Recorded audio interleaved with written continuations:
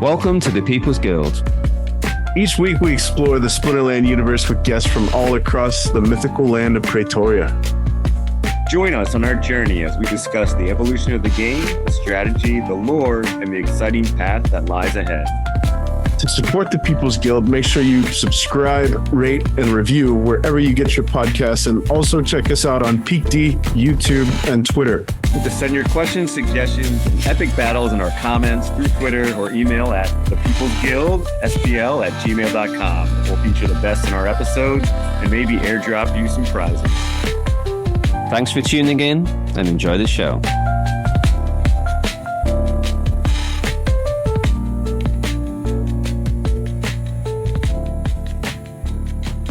Welcome back to the People's Guild. Another week, another episode, another great guest. Another one of our great buddies from the great land of Praetoria. When is the last time we had you on, Mondroid? Has it been? I don't remember. I don't know if we've had you on this season. 2 weeks ago. Was it? A couple weeks. No, it was a little longer than that. Yeah, I'm trying to think if we had you on to start the fourth season here. I know we had you on to kind of round out season 3. But either way, always a pleasure to have you on and talk shop, dude. Mondroid, you have since started your show with the one and only Rouge Patton, the Sunday Night Gospel, which has been fun to watch start taking off. And here we are with CA, third season of CA. So what's up, dude? Thanks for coming back on with us. Oh yeah, man, anytime. And it's the best part of my days when our show starts and I see you in the chat saying, "Sup, nerds." Sup, nerds? You know it's me. You know it's me. Hey, okay, have you guys seen Revenge of the Nerds? You both might be too young for this one. Classic 80s film. Revenge of the Nerds. No, I haven't. I know of it, and it's like right there, on as a kid. I know it was out, but I don't think I ever saw it. Yeah, before my time. Angle should have seen that at least. Damn, dude. It's not like this is Gone with the Wind or something we're talking Revenge of the Nerds during the high time of 80s brilliant cinema. So, okay, that's what you guys got to watch when you're done with this episode. Revenge of the Nerds. 1984. I'm looking at it right now. Absolutely brilliant. Dang, that's 2 years before me. It's no Caddyshack, but it's definitely there. Caddyshack's great. Of course. I do know that one. this wasn't that long after, a couple years later, where comedies still had this, most of the stuff in there would just completely not be even close to PC today, but even more reason to enjoy it. The only actor that I recognize on this listing is John Goodman, and it looks like he's way down the list. This must have been before he made it. Oh yeah, it was when he was just kind of starting out there. He was the coach for the jocks, football coach for the jocks. You'd recognize a few people in there, I think. The main guy, Gilbert. He's been in a bunch of things too. You've seen he kept going. Anthony Edwards. There you go. Yep, you'd recognize his face from something. Huh. Man, speaking of comedy not being PC, can you guys tell me what is the last great comedy film that you've seen, like recent? Recently, I mean, Idiocracy comes to mind, but now that's approaching like 20 years old. Yeah, it's not that recent, man. Recent. Let's see. I mean, the Hangover series, but that wasn't that long ago, right? That was, man. So Hangover came out. I want to say it was like 2010 because that was huge when I first came here. Super bad. Harold and That's Kumar. all about that same time, right? Those are all 2000s. Yeah. Yeah, that's exactly my point. I feel like the last 10 years, 15 years, comedy just fell off. Everybody started calling for PC stuff, and you even revisiting, like, one of my all-time favorites is Talladega Nights, Anchorman, old school, Will Ferrell's like golden run of comedy. None of that stuff would be welcome today. It's just Oh, amazing. you want to go back to multiply that by 1,000 and go watch Blazing Saddles. Mel Dude, Brooks. Mel Brooks. Dude, Matt Clark told me the other day, well, we were, shout out to the SPS treasurers, by the way. I think we ran and signed, geez, the better part of 50 transactions the other day. And while this was going on, somehow Spaceballs came up, and Matt Clark mentioned that Spaceballs 2 is officially confirmed, and it's going Like to they're going to feature. make it? Yeah, it's Wow. featuring Mel Brooks, Rick Moranis, Bill Pullman. There's a bunch of the original cast that's Wow. coming back to Spaceballs 2, coming out next year. The nursing home edition. So the title, the rumored title is something like we need more money or something like that. Spaceballs 2, we need more money or something. We're out of money. Something like that. I forget what it's called, but yeah. Shout That's out Mel awesome. Brooks, man. Nice. Young Frankenstein. No, absolutely. Frankenstein. Yeah. History of the World, Part 1. I don't think I've seen that one. What? Is Oh, Mel Brooks too? Yeah, that might have been my favorite back in the day. The History of the World series. I mean, it was just the one, but uh There he is. Pure comedic genius. That one I haven't seen in ages. I might have to revisit some of these pretty soon. Huh. Mel Brooks. Yeah, there is no chance that Mel Brooks would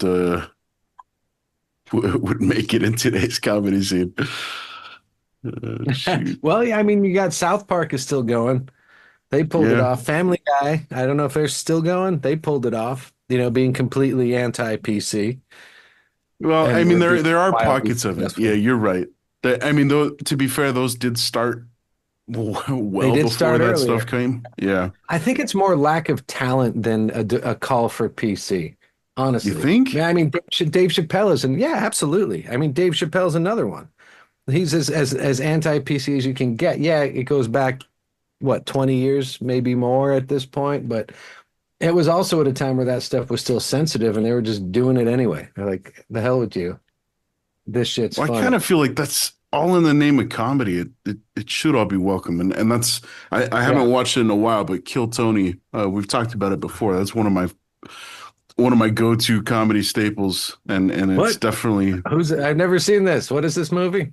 Kill Tony? no, it's a live broadcast out of Austin, Texas. You Tony mentioned it Hinchcliffe. to me. Yeah. Okay. Yeah, so I gotta check that out. Tony Hinchcliffe that runs a table or a panel of like guest superstar comedians, and everybody who comes up to the stage is pulled out of a bucket randomly. They get 1 minute, and then there's like an interview portion, and it's just, yeah, it couldn't be further from like mainstream comedy, and it's absolute gold. It's hysterical. Nice. Yeah. Nice. Remind me to watch it after the episode because I will queue it up. Yeah, I'll send you an episode. Yes, do it. Shane Gillis impersonates Trump, and it's perfect. And there's Adam Scott, I want to say is his name, comedian from Seattle. He impersonates Biden, and yeah, that episode is just pure gold, comedy gold. But yeah, I'll send it over after we get off the show. Nice. All right, so Splinterlands.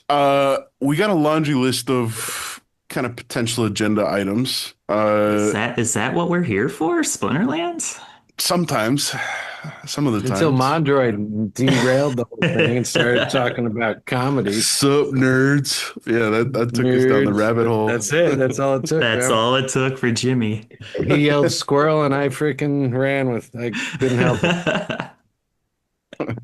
Well, let's start with the new voucher card. We kind of previewed it last week with Eagle. He is the designer of this card. I'm gonna butcher his name, but Drakamoto. That's the only part I remember. Tasoshi Drakamoto. Yeah. Fire Magic card just launched yesterday. Um, let's talk about this guy. I've been seeing quite a few folks say he's really underpowered, and then I've been seeing some other folks saying this card looks absolutely awesome. What's your in a nutshell take on Drakamoto Mondroid? It's doo-doo, baby. It's, which part is doo doo? I mean, it's just, it's just not going to win you very many matches. So that's usually how we value most of the cards. So, Winning no, on I its mean, own or like in tandem with stuff? Because I mean, what we got Inspire, we got back row stun going on, got a magic sneak happening. yeah, I mean, overall, the cards like designed well, like the synergy and everything's there. I just don't think it'll translate to winning a whole lot. I mean, eight mana is a lot. And like most of the sneak cards are pretty low mana, so you know, once you start getting into like higher mana territory, I don't know that sneaks is really the play. And if you're not pairing it with sneaks, then it's like kind of defeats the whole purpose. So, I mean, it'll be interesting. I could be proven wrong with it, but What's Fellblade initially mana initially cost? I'm just like not too excited in that sense. Hmm.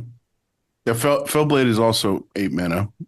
Um, With dual You attack. get Dual dual attack. attack, Yeah. way better speed. Yeah, she's what, 6 speed at the top? Yeah. Yeah, so I mean it's one of those things, like like sometimes, there's stuff that's overlooked and you're like, "Oh, dang, actually with this it's pretty strong." But my initial thought is just I'll have to be proven wrong on it. Like if someone destroys me with it, then I'll be like, "All right, I'm heading to the shop." But until then, we'll see. Yeah, I mean the new watermark is Keelan Gaines, and to be fair, I think that's one of the best cards in Modern. You scroll through top battles, it reflects that. You play any battle, and especially at the top, upper levels where Keelan gets that double strike. He is the snipe meta. Like you've got to prepare for Keelan Gaines, and maybe Drakamoto. I have started to see in Mondroid. Maybe you can echo this. I've started to see folks play with Keelan Gaines as in the 6 spot. Anticipating a Keelan Gaines on the other side as well. So he has as much time as like in a standard Lorcus lineup. That's where your life leech goes, and Keelan Gaines just has buku time to amass a absolute shit ton of HP. And maybe Drakamoto serves as a direct counter to that, but yeah, maybe the speed What's is Drakamoto's speed at the top? 4. 4. Oh, and with freaking Keelan's backfire and a couple speed buffs, it could I was almost thinking be. about that. You could roll with Squirrel and give True Strike to Drakamoto, which is It kind of could. weird because it's magic, but yeah, I don't know. It's an option. I think the problem really is like we're already prepared for Keelan, which means like silences. So if you get silenced with him, he's not really doing much. But so then you need your melee sneaks to come through with it, you know. Well, so that's the second part of this stuff. So Keelan by himself, he's very much, to coin or to call Dwayne's Dwayne's commentary, uh Keelan is a carry card, right? Like you can build a lineup around Keelan, whereas Drakamoto is much more, reliant on a supporting cast, and he reflects that with the Inspire, with the stun. Um, if you could, the Night Stalker and the Gobelana Soldier, it's kind of a nasty little, for 15 mana, you're tossing out a ton of damage. And behind Lorcus, both of them get buffed.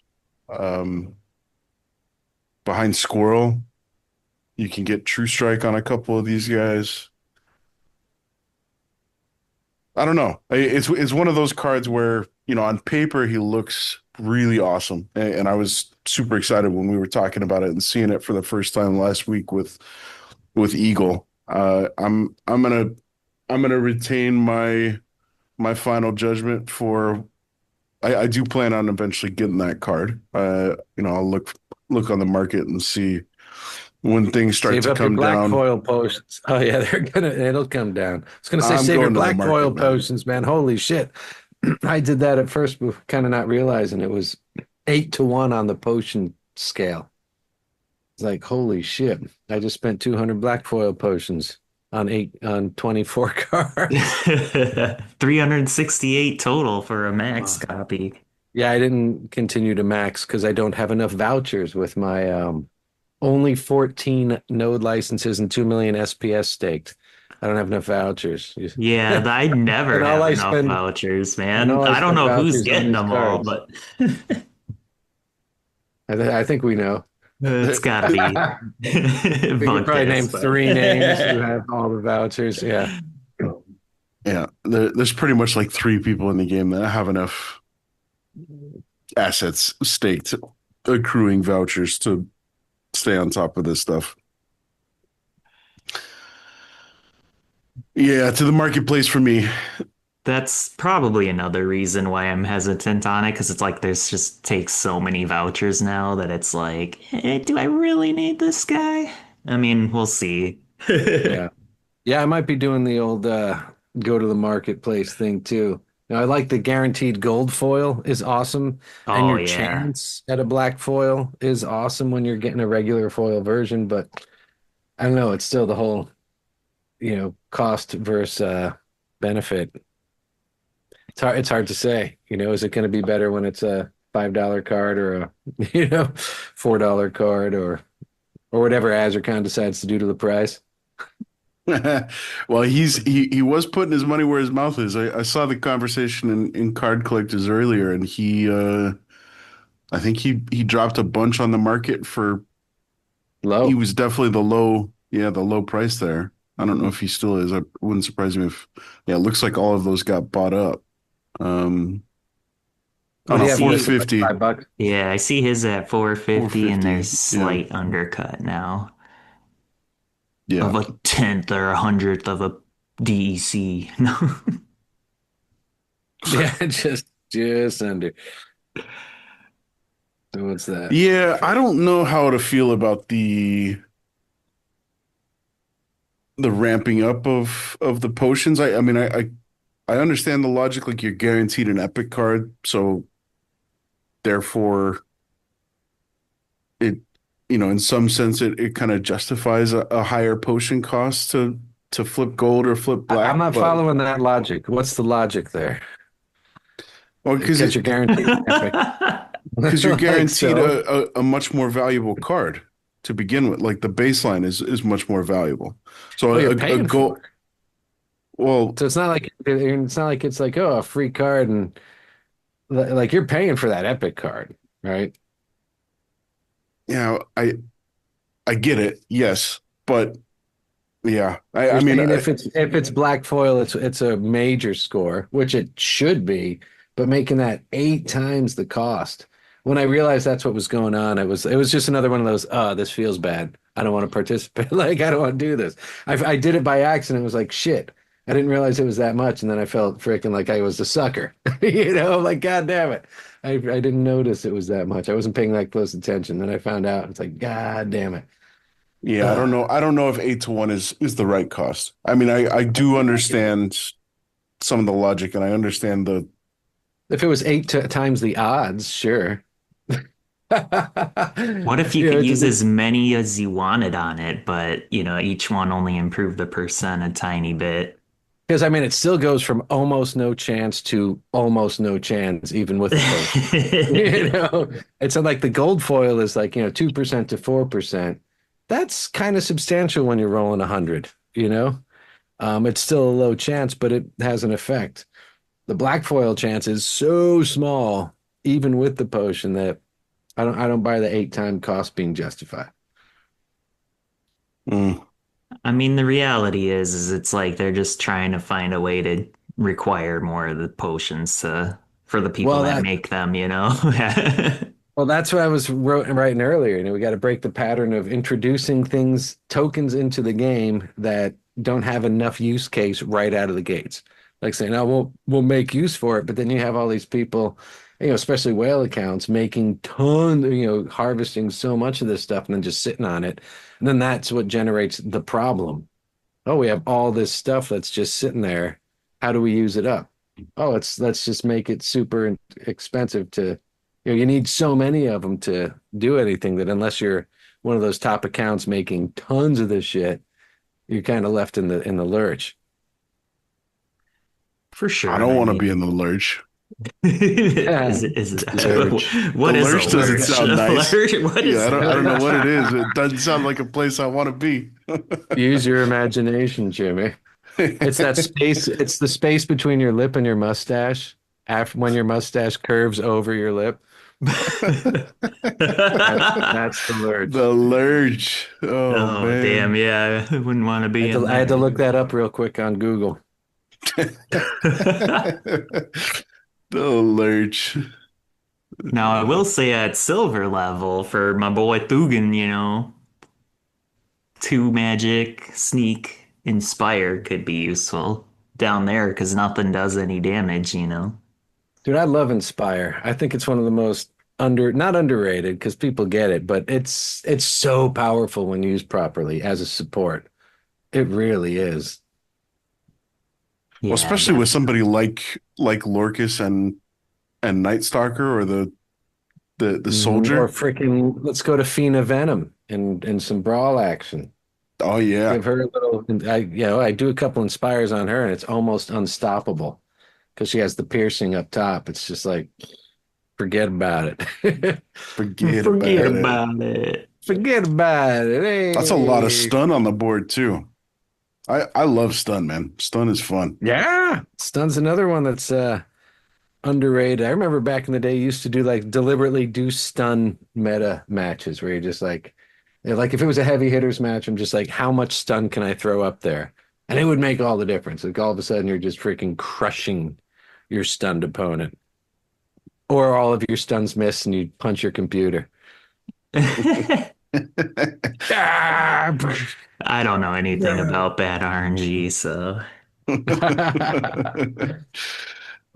Shoot. Have you guys tell me, Jimmy. Go ahead. Oh no, I was gonna say there was a time. I don't remember when this was, Mondroid. There was a period, might have been like 2 years ago at this point, where like every lunch I would just take my lunch. I work at home. I'd stop for lunch and I'd jump on Splinterlands when I was doing that. And me and you were always matching up because you were always playing at that time too. Do you remember that, or am I making that up? yeah, I remember that.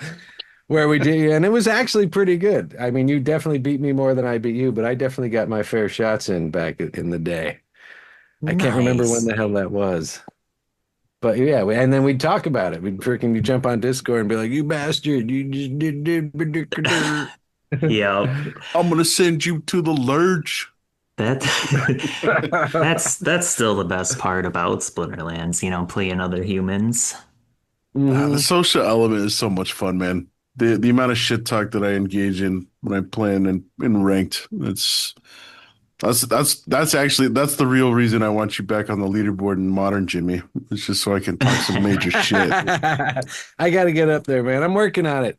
I've been noticing, man, card liquidity. There's no card liquidity, man. I'm almost worried that if we do start getting a lot of players, there's no cards in Modern. Rebellion was For very, Conclave?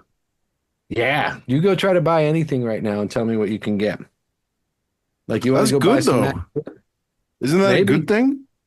maybe, I feel maybe, like it's a, maybe not. How do we get I players mean, playing if there's no cards? well, I mean, we made money on we're a the month sale. into the sale. We're a month Yep, into the sale. We got lots of yep. time with these packs on shelves. Well, we'll see. We'll find out. Rebellion never got more. A different dynamic, different thing. But yeah, I'm just Well, like sniping. new players weren't a priority with Rebellion. Uh, New, I are you mean, sure I have a town hall that says otherwise? well, they should have been, but we had lots of No, I time. know they actually weren't. I get you. I get what I you're mean, saying. it's a different yeah, it's a different era, man. We cannot afford to not prioritize new players, and Yeah. you've got a So we'll see. relationship with Dave, and you and I both know how seriously Dave is taking No, new he's player serious. He's acquisition. Yeah. Yeah, he's serious. I'm just hoping he can pull it off. Because I mean, I don't doubt Dave's ability, but things like, even the pack sales, we did great. We got out of the immediate trouble. We generated some money for the team, but again, that was mostly by top end catering. These high end packs, the alchemy packs, legendary packs, which I do support. I think it's awesome, are great, and I want to see some stats on it, but I would suspect that's where a good portion of the revenue came in versus just regular No, it's booster almost packs. 50 almost 50% is alchemy packs. That's what I'm talking about, man. So like I said, I support the higher packs, but a lot of the revenue is top end focused. Um, so you're getting, more money spent, less cards in circulation. In itself, not necessarily a bad thing, but again, we're not set up so if the little guys come in, if we get 10,000 new people wanting to check it out, the card packs are high dollar. Yeah, we have starter packs, but that's not real. It could be helpful in a way, Oh but boy. it's not the yeah, we got $4 boosters still. I still think that's preventative for new players. I hope to God I'm proven wrong. But Yeah, I don't know, you man. know, I think the starter packs are a really solid it's a good thing to workaround. offer. I will say it's a good thing to offer.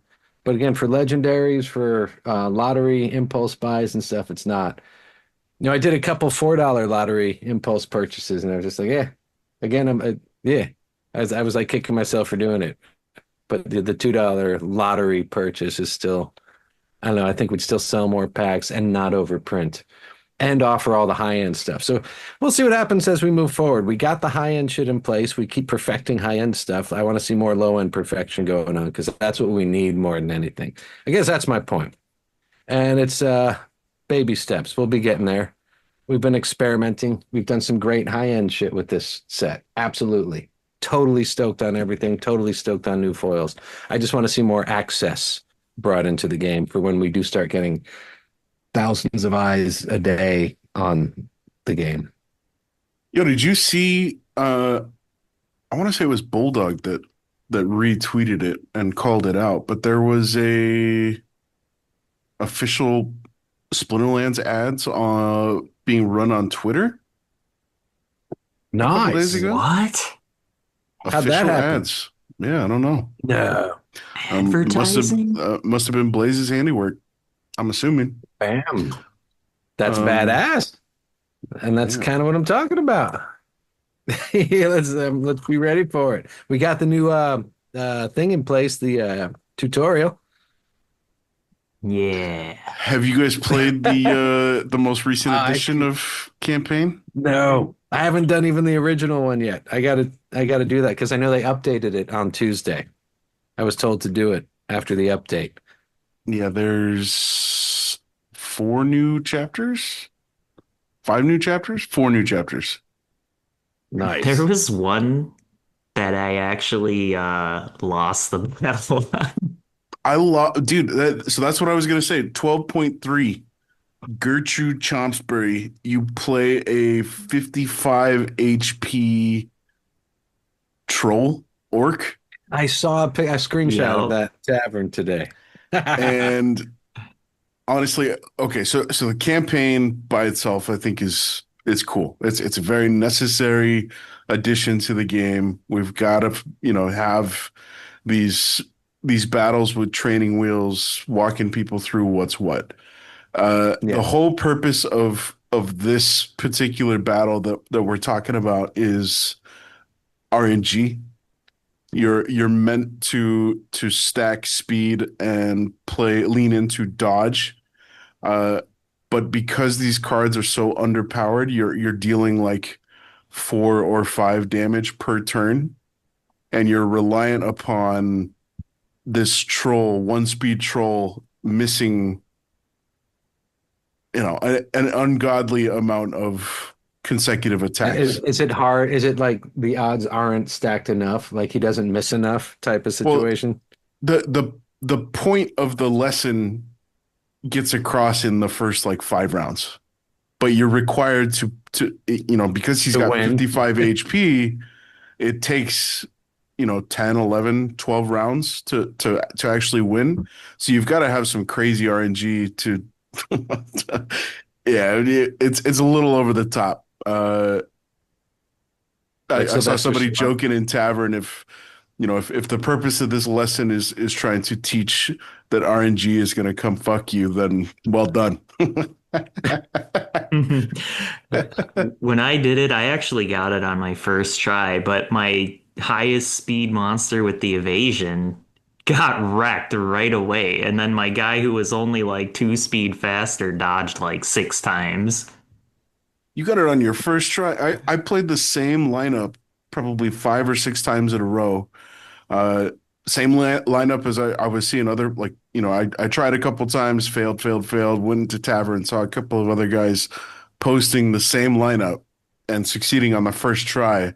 So it's just very RNG dependent, which I don't think is the right way to necessarily teach that. But all said and done, I mean, the campaign mode is a huge plus overall. Mhm. But Is this a good step to have? Because I remember, even not a couple years ago, I bought a freaking console game to play one of the Star Wars ones and had a blast with it, the Jedi Order thing. And part of it is when you come to like a boss monster or something at the end, you get crushed the first several times until you figure out how to beat it.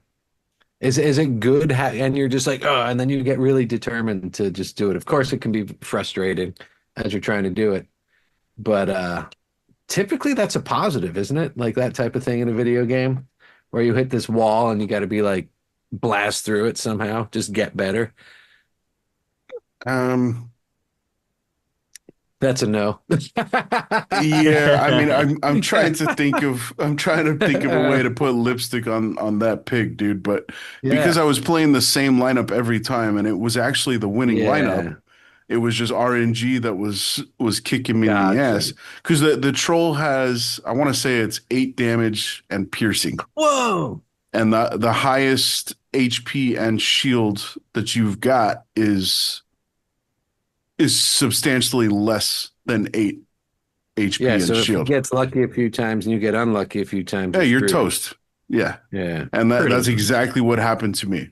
So it's not, I understand what you're saying and I agree with you, but that's not this. This is completely dependent upon, you need God tier RNG for 10 rounds, pretty much. I was trying to balance out my bitching about packs before.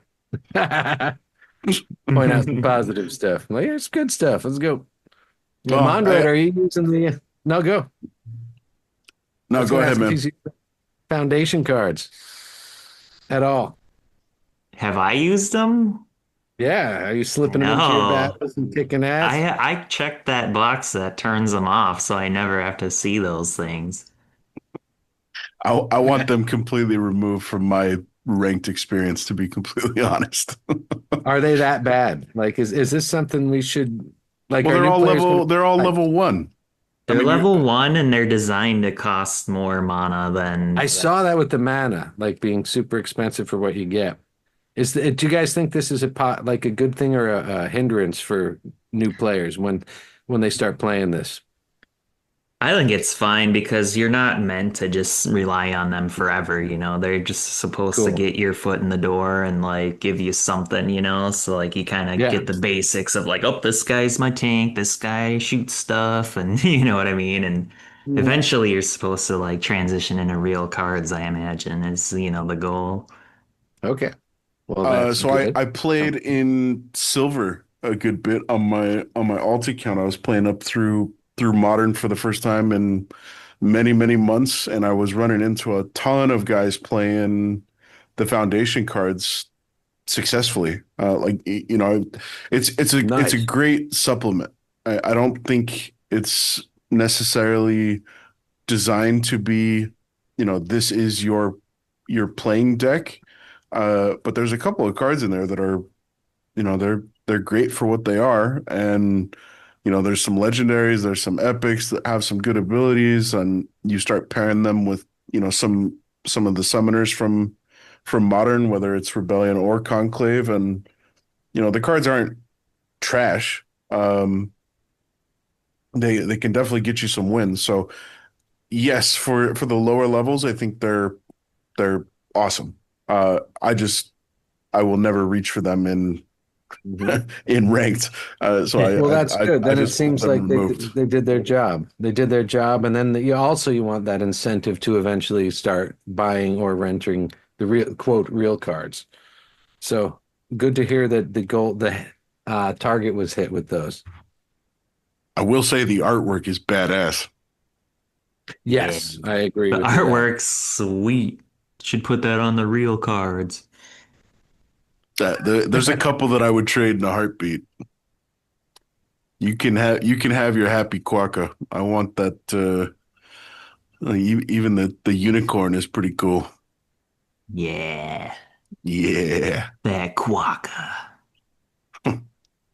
He's just so Waka. happy, man. I love Waka. That's Django's favorite death card. I wanted to love Waka so badly. That guy just nope. I own No. one. I own one. He just never gets played.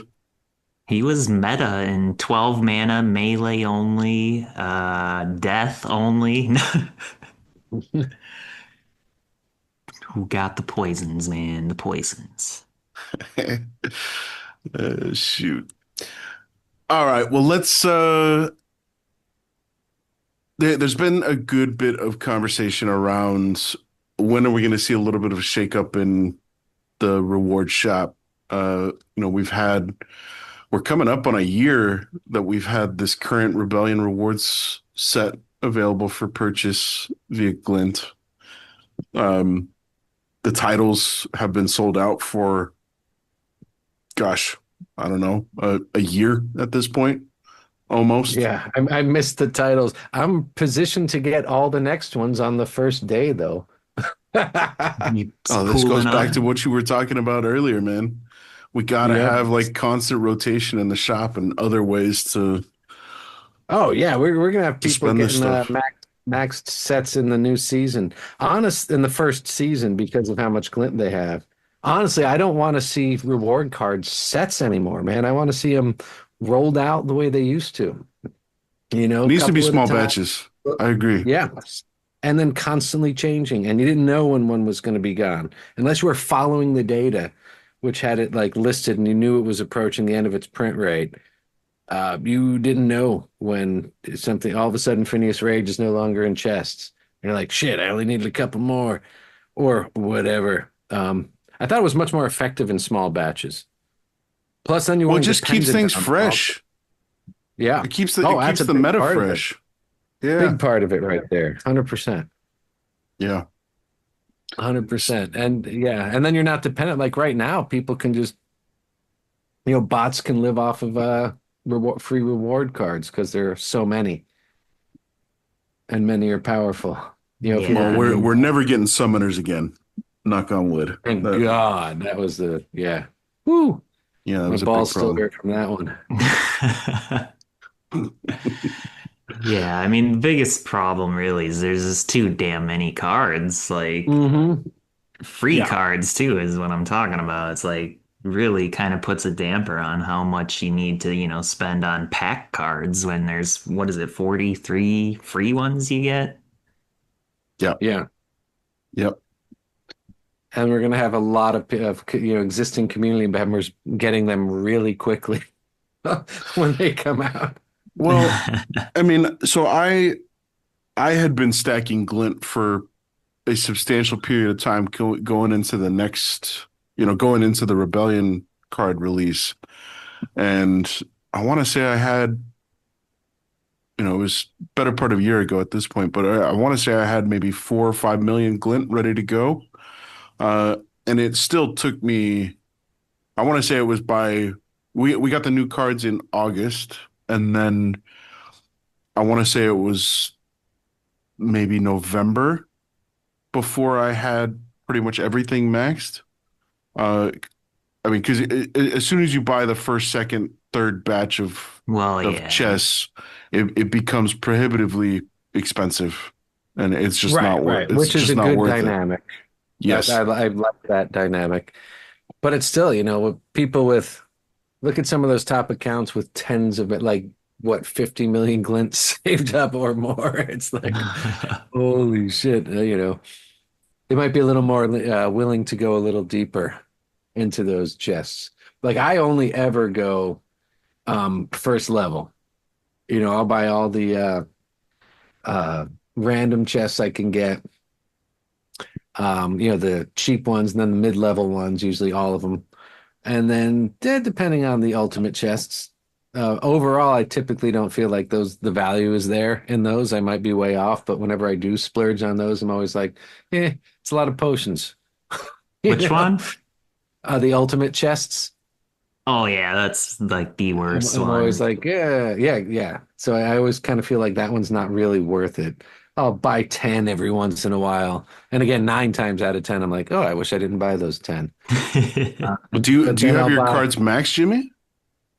Yeah, I'm pretty sure all of them are, except for a couple legendaries. And now I'm in that situation again where I have like dozens of some legendaries and still short on others. And I'm Dude, just, that is I'm over. that is fish I'm in a over. barrel. I don't understand why we don't have, there should be a rotating common, rare, epic, legendary card where it's available for 24 hours and then it rotates to another one. But Yeah. it costs even if it's like Twice as much 100,000 as the per chest. glint. Yeah. Who gives a shit? If I can get the card that I'm after, why not? I've got 2 sets of everything and gold foil maxed common to epic, and I'm still missing 2 BCX of the GD freaking Death Ranger, man. That's That's the that's good the one. It's only always the good legendary one. card that I wanted. Yeah. Yeah, it's always the good one that You you're missing. still haven't gotten that thing? No, man. Oh my I'm gosh. getting ready to just go to the damn market and max it. I'm so sick of it. It's so stupid. Yeah, I've leveled a few extra copies of pretty much everything just because like they were useful in survivor mode, just having Ooh, I like extras. calling it survivor mode. Eye of the Tiger, baby. They should play that when you're playing survival mode. Survivor. Do, do, do, do, Dun, dun, dun. do, do, do. The Fat Jimmy version. Where it's just really bad. Do, do, do. South Parky. So yeah, you got extra versions there. I'm wondering if they're going to change the unlock cost this time. We'll see how that goes. What do y'all Well, It's been once so long since we had to do it. I mean, it's going to get cut in half as soon as at least cut in half, right? I would hope. Well, As we soon as should we go from rotate into the new 20 cards. to 10, right? Yeah. Yeah, I mean, Yeah. it's one of those things where like it probably wouldn't be so big of a deal if it didn't, these cards just feel like they last forever, you know what I mean? So then we all have tons of them at the top, and of course, then they're not even really worth unlocking in a lot of ways. I mean, I think the biggest argument to be made is new players. Like a lot of this stuff is Yeah. not super duper meta, but there are some key cards that you absolutely have to have no matter which league you are in. Commander Slade is a perfect Yep. example, uh, where we've been printing them for so long. If we start making that big marketing push and rubber hits the road and we get a ton of new players coming in July, August, and then, end of August, we switch over and all of these reward cards are suddenly out of print, you're pretty much SOL with You're screwing your Commander players in Slade. that scenario. Yeah. Oh man. Whereas if it is, we're embracing the batch system where it's, 3 or 4 cards a month or, whatever that looks like, uh, at least it's staggered and you're not always behind by 45 cards. Maybe you're behind by 2 or 3 cards. Yeah, that makes sense to me. I mean, it's especially just keeping the meta fresh. The problem is that, with the shop set up the way it is, like, I'm gonna do a normal card draw and there's like two of them. So Yeah. Yeah. I mean, yeah, there's a whole bunch of different arguments to be made as to why the batch system, I think, would be overall better for the game. The meta stuff, personally, that would make the biggest impact for me is just, if we see that Commander Slade is starting to run away with stuff. I sent you that battle earlier, Mondroid, where I had no business losing it, but I missed an 8 backfire damage and full assault from Commander Slade, five attacks in a row, and ended up losing. Uh, if we start seeing that becomes a problem, well, what's the best way to counteract that? Well, you You introduce introduce a something. counter. Yeah, you Yeah. you use the next batch of reward cards to balance things out. It's a no-brainer. I mean, you're preaching to the choir, dude.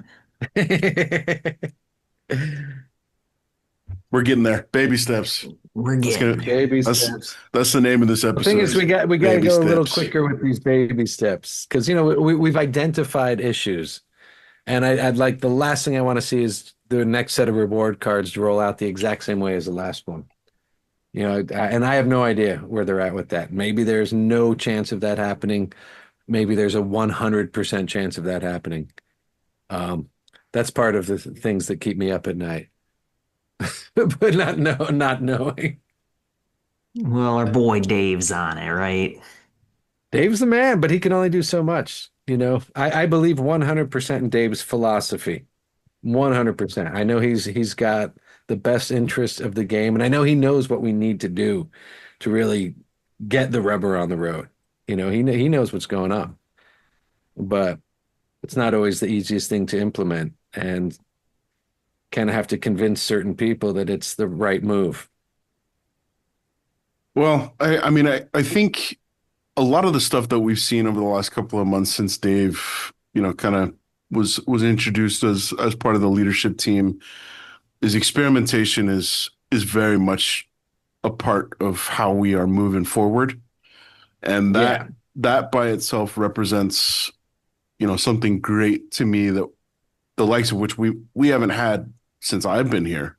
We're seeing No. new ways, fresh ways to approach stuff. We're rethinking things that we previously, quote unquote, knew, and we're trying new things. So, whether or not it sticks, as long as we try it, that's Well, that's the ultimately key. what I'm That's the after. key. I'm hoping that he's getting a lot of, because I know his philosophy. He said it. It's like, hey, let's at least try it. If it doesn't work, we tried it. Now we know, and we'll try something else. So I'm just hoping there's enough of allowing him to try these things, because I know it's hard to change old habits. and Yeah, I belief mean, I'm system. down to try stuff, but like you said earlier, let's be quicker with the adjustments, you know?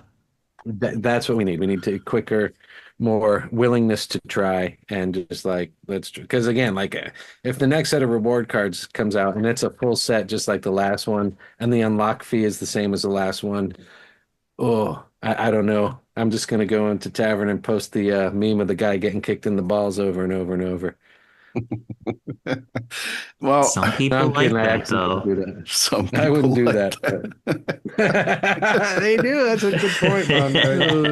I'm That's Freaking not what it one of feels them. like masochists, man. sometimes. Masochists That's out what it there. feels like around here sometimes, though. It does. That's the point. Is like it's not an ill-placed meme. When used, it's appropriate. So I just hope we stop that pattern of kicking ourselves in the nuts. I do hope we do. I've seen we've done some great things. We've have made baby steps in the right direction, but yeah, we got to make bigger, faster baby steps. At a certain point, those aren't called baby steps anymore, Jimmy.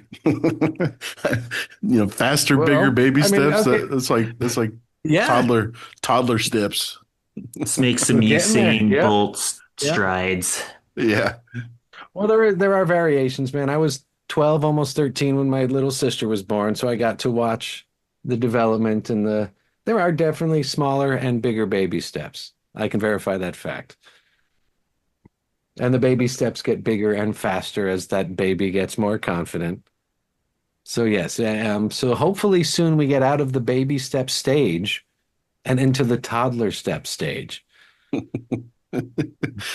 Hopefully. You know, I mean, a lot slightly bigger steps. the confidence thing that you just touched on is actually really big, right? Like as soon as we see confidence in these experiments, moving things forward, whether the experiment itself is right or wrong, is kind of irrelevant. But as soon as you become confident in, trying new things and seeing what sticks and seeing what doesn't stick, if it Right, doesn't not stick, being that just afraid. means Yeah. you're moving closer to what actually will stick, right?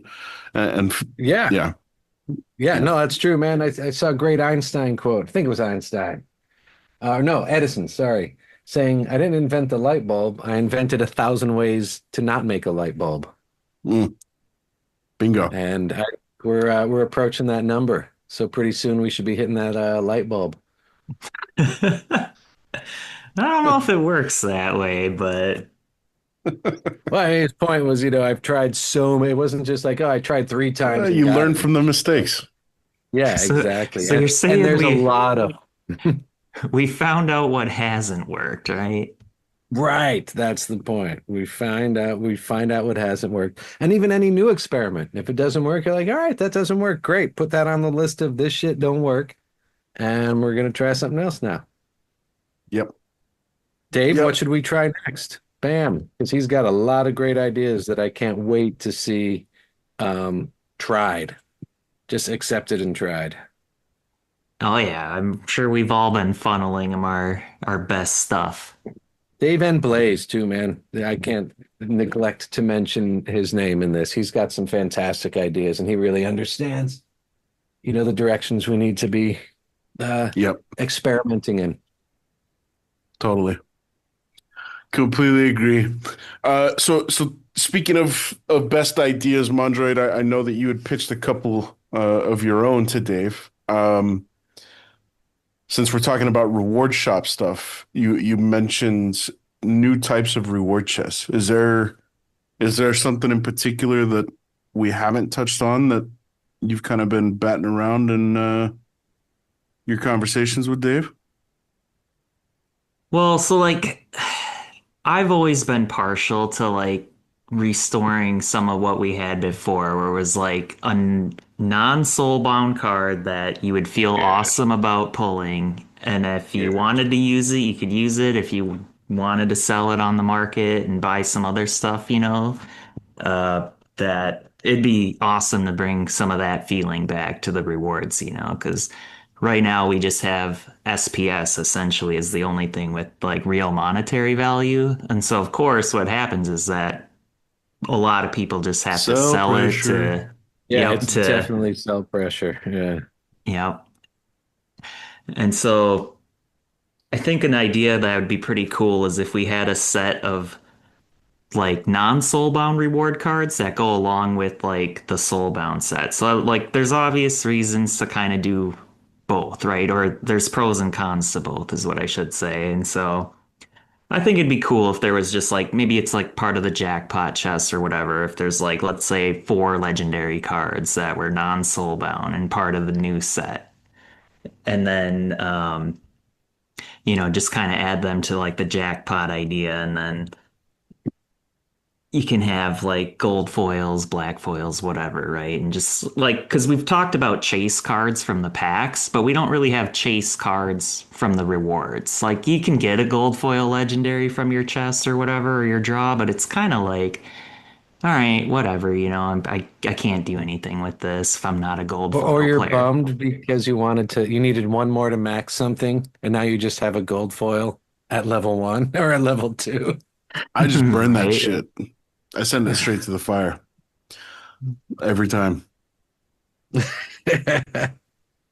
which is not the right behavior, right? Like that's That's not what we yeah. want to see. Yeah. Yeah, you pull an awesome card and your immediate thought is like, I'll just burn it and Damn get it. some glint back. Oh, that's two more battles of energy.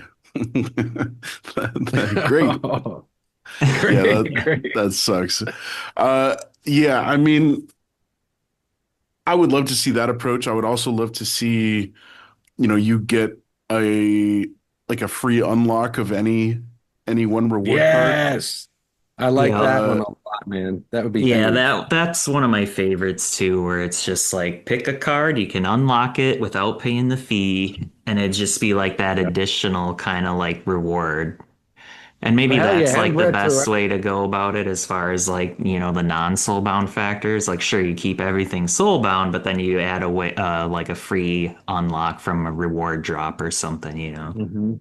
And retroactive. I'd love to see you be able to unlock some of the Chaos Legion stuff that you're sitting Yeah, I on. was just gonna That's say locked that up. that gold foil Izzyar. Yeah, I I'll think that unlock would be that sucker. huge too, because like, especially when the market changes, now everything's locked. So you can look back at, that Chaos Legion block of cards and be like, what would be good to unlock there? It'd give you like that access that's no longer available. So it's like, it'd be really nice in that sense too.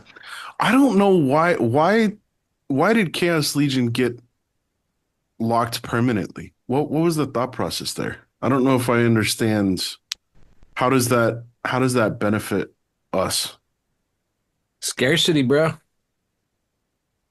Yeah, but isn't it it's hidden behind a massive paywall. So like, Yeah. No, Jimmy, I'm you with you. you and I like we exchanged a couple of gold foil epics, with one another, but outside of that, I don't think I really unlocked anything. And it Like it's still hurt. I was still just like, ouch. Like, do I need these that badly? yeah, Yeah, even when you're it cost me trading. $50. It cost me Yeah, to $50 trade to a card. yeah. That's something I would love to see too. And I think it would be a great DEC sync. Allow accounts to trade soulbound cards. One trade, it costs X amount per common, rare, legend, epic, maybe 10,000 DEC to trade a legendary, whatever. Maybe 5 for an epic, whatever, just random numbers. 1,000 DEC to trade a locked common. And Put it on the it's trade locked. hub. That would be But then sweet. it's locked. It goes from one account to the other. You pay the fee, and then it's locked once it arrives.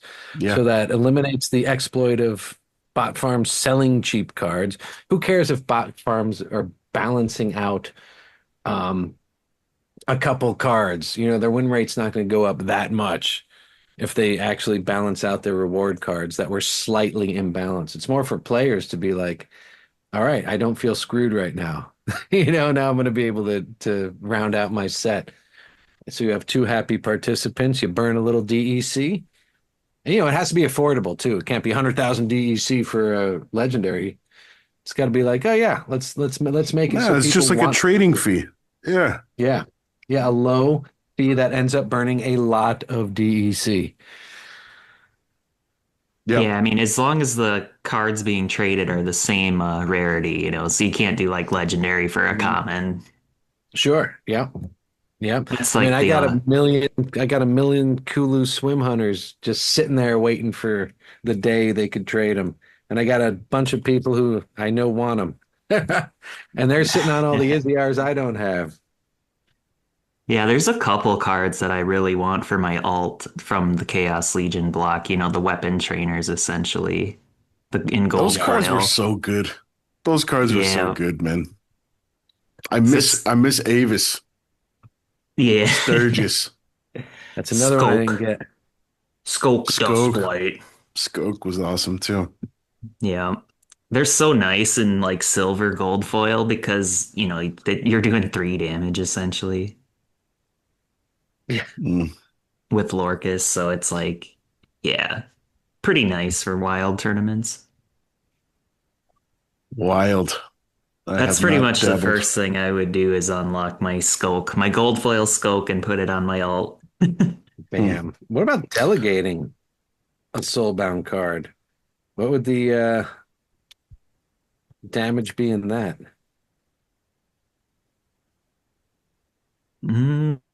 I don't know. That's Like, above my pay grade. yeah, I don't know. Hmm. Okay. Well, outside of cards, was there anything else in the reward shop that you guys would like to see? Yeah, so like another idea for expanding the Glint shop would be to add like certain chests that have like a certain theme to them. So like imagine like a land chest, and the land chest can have um like maybe Yeah. grain or what are they called? The power cores, and it could have like epic Yeah. power cores, legendary power cores that can only come from the Glint shop chests. And they give you a little bit more of a bonus or whatever on land. Jimmy.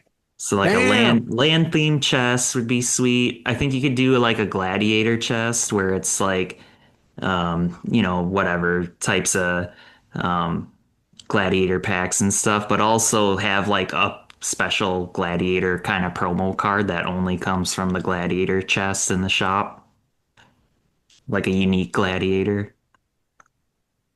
And so like Yeah. just different stuff like that where it's like pick a theme for the game, certain items, just get them in there. So like even if you're a land player, you might be tempted to, start playing some ranked battles to get some glint. Love it. That's all awesome. That's awesome. I like the different themes for different parts of the game. I suspect this might happen. That's too good to not happen. Yeah, it'd be really nice to just have a lot more options in the shop, regardless of what type of player you are. Dude, I just thought of this right now. It would be a novelty chest type, but I would spend some glint on it. It couldn't be too expensive. Little glint here and there, an explosion chest where it's literally just about 100 different explosions and you don't know what you're going to get, but you drop 10 glint in there and you get a fucking really cool graphic and explosion. Just like a one-time explosion? Yeah, just one time cost you 10 glint Just or a cool whatever. animation. And it just goes boom and it's this cool but there's got to be a lot of them. So you never know what you're going to pull. And it's just Oh, a cool. and different team members have a recording saying boom. Totally. That would be in there too. Boom. All of a sudden Nate goes boom. All of a sudden Dave McCoy goes boom. Yeah. Yeah, that would be awesome. Novelty item. Obviously not priority, but it would burn some glint for us, I bet. I'd be doing it every day. And Oh man. Jimmy, a mustache. people have to pry glint from you to buy cards and chests that you can actually play with, but you would willingly spend glint on a one-time explosion? Absolutely. 100%. I've got so much glint stacked up, man. It's not even funny. Because I have the cards I need. I don't need cards anymore. So I get some energy. Maybe I get some merits here and there, but there's really nothing I need to spend glint on. I want to buy one of each title when it comes out next time, and I'll do that like right out of the gates. I'm imagining they're all going to go really quick because there's shitloads of people with shitloads of glint just waiting for that stuff. Um, I missed the legendary title on this one by one day. I was Oh literally no. like, I was literally like, I was budgeting, getting some cards, getting some chests, and being like, oh, nice. You know what? I'm going to go for that legendary title. There's like 17 left, whatever. I'm not going to spend any more glint until I get that title. And it's creeping up to that 5 million point. I was like, nice, dude. Any day I'm gonna get it. And the day I got 5 million glint to buy the title, it had like literally just vanished. The last one sold out. Bam. Brutal. Bummer. Yeah, it was a bummer. Bummer. Yep. It's my fault for buying cards beforehand. Jimmy's like, never again. Yeah, that's a shitty feels bad right there. You buying I had the cards. chance. Yeah. You did have the chance. Yep. Had I not spent any other glint on anything, I could have probably gotten one. But I wasn't planning on getting one because, I figure out. I didn't realize there'd be so much backlog. I thought there'd be more flow going through, more things to be spending on. Well, the next one that comes out will be like 10 million glint. Yeah, that's the thing. They keep adjusting for inflation. And I don't think that's the way to go. No, all they got to do is just limit it to one per account. That's it. Problem solved. That's fine. Just put multiple. I bet you we sell out first day. First day, all those legendary titles are gone. I'll bet you. If there's only 50, there's more than 50 accounts that will be able to grab that thing who'd want to plop it on land. Well, we don't want to devalue titles, man, making them all everywhere. Oh, yeah, no, that's fine. I'm just saying, I bet they sell out first day. Like, I'm going to make it a point to buy that legendary title the first and second thing comes out of maintenance. Hit and refresh. Oh, yeah. And then Epic right after that, just snag all 3 titles before they're gone because they're going to go quick. Yeah. Well, there's 70 plus accounts that have more than 5 million glint. And there's 18 that have more than 10 million glint. Where am I sitting at? Number 5. No way. No, wow, dude, you got 24 million? 23 Yep. million. Yep. Vuctus was 61. Housewife with 54. Kezrin with 24. And Jimmy. All right. You're actually number 4 because the Knoll wallet doesn't count. So number 4, Jimmy. Huh. So maybe it won't sell out first day. I thought there'd be more than 50 accounts with a lot of glint. What are people spending glint on at this point? I've just gotten to the point where I'm at this point all I'm spending glint on is energy. Yeah. Yeah. I maxed out all of my gold foil epics last season. I was doing the draws. And now I've got pretty much the whole reward set maxed out in gold with the exception of the dog shit legendaries. The DSLs, baby. The DSLs. Which I don't care about. So yeah, I'll just be stacking glint. So I expect to be rising the ranks here before too long with you. Nice. Well, you've been doing the energy thing, man. You've been playing like a bastard over there. I have been. It's still fun, man. For the most part. I mean, there's certain accounts that as soon as I see they're playing, I will push pause on my personal playtime. But for the most part, it's a lot of fun. I think this what do you call it? Version of modern, I don't know, is probably the most fun, I would say that I've had playing the game. Feels like there's awesome. A lot of different ways you can go. Like there's usually a pretty, top strategy, but there's also a lot of ways to like counter it or kind of go off the rails a little bit and not totally be crazy.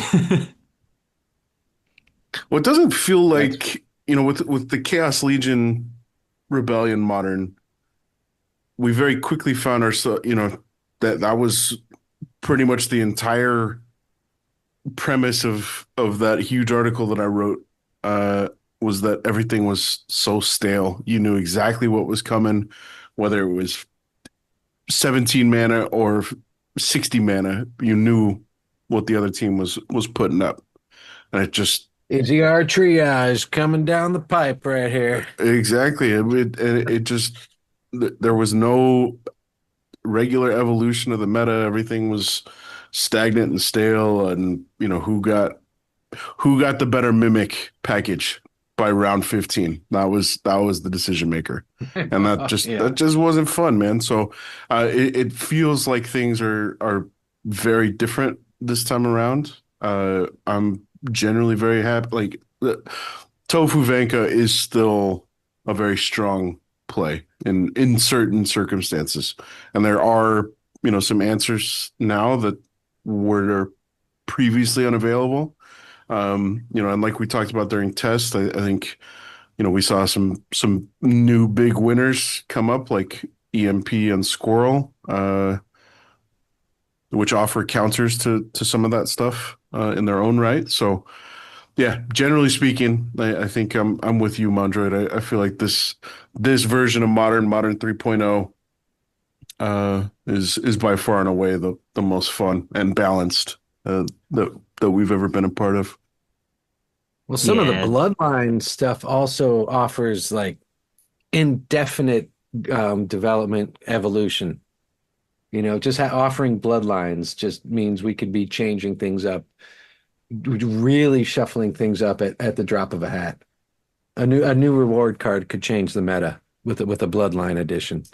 Totally. Yeah. Dude, Bloodlines are awesome. They are so much fun. yeah, I definitely enjoy my gnomes and ulans. Gnomes, baby. Yeah, lucky. How's your skinwalker use, Mondroid? You using the hell out of him? Yeah, he's definitely probably one of my most played. I'd have to look. I mean, he is higher mana, so he might not be like at the tippity top, but like when Keelan is so meta, you just all the silences are meta too, you know? Yeah. Well, we've talked about it before, Jimmy. The Skinwalker's only going to improve, Yeah, as we because of get the bloodline. because of the bloodlines. Yeah, shapeshift is just, and I still think we're at a point where we haven't really seen like Grammel. I see Grammel from time to time, and when he's effective, he's super duper effective. That relentless strike plus the shapeshift is just filthy. But 11 mana makes him a little bit cost prohibitive, and Skinwalker is Hmm. just such a solid support card. But we still haven't really seen, I think, the full potential of what Bloodlines and Shapeshift can do. And Oh, we're just I scratching the surface. Yeah. yeah, I have every expectation that the first airdrop summoner is gonna skyrocket the value on both of those guys. Something else I really want to see is the damn. Do you guys feel like the damn mana caps are lower They than seem they low. have been? They seem low. I feel like they're low. I don't know if that's just bad RNG, but they feel low lately. To me, Mondroid? I mean, I don't really notice them being low. I mean, they're like, because I would play gnomes more. Well, I feel like so. I think we were talking about it on your show, Mondroid. Gnomes when you've just got death on the table, gnomes are a little bit difficult to make fully functional. You've got to have, water is probably the most effective because you get the water diviner and the surveyor, which is such a potent combination with Razzie and Lucky. But I mean, you could make it work with life on the table and with fire on the table. Um, yeah, I think we probably found the gnomes to be much more generally effective in test. I don't know if the design of challenges and the parameters that are applied are different on the test server versus what we see in ranked. But I felt like Razzie and Co were consistently much more effective than what we see in ranked. Like Well, I still have Mondra, the number of times that you spanked me in test with the the Nimble Duke neutral double strike snipe. What is that Oh card? yeah, Nimble Duke Ranger. The Ranger. Yeah. I have not been able to make that work once in ranked. I've tried a couple of times, and I know what like what are the pieces that you need to put in place there. Uh, Yeah, I mean, a testing environment is just gonna be a lot different, I think. Like ranked is always just mega try hard, So it's like in testing when it's like, hey, I'm doing some jank. Jank is like, some unknown strategies that might or may not be any good. It's what we call in the TCG world. So it's like I'm doing jank strategies.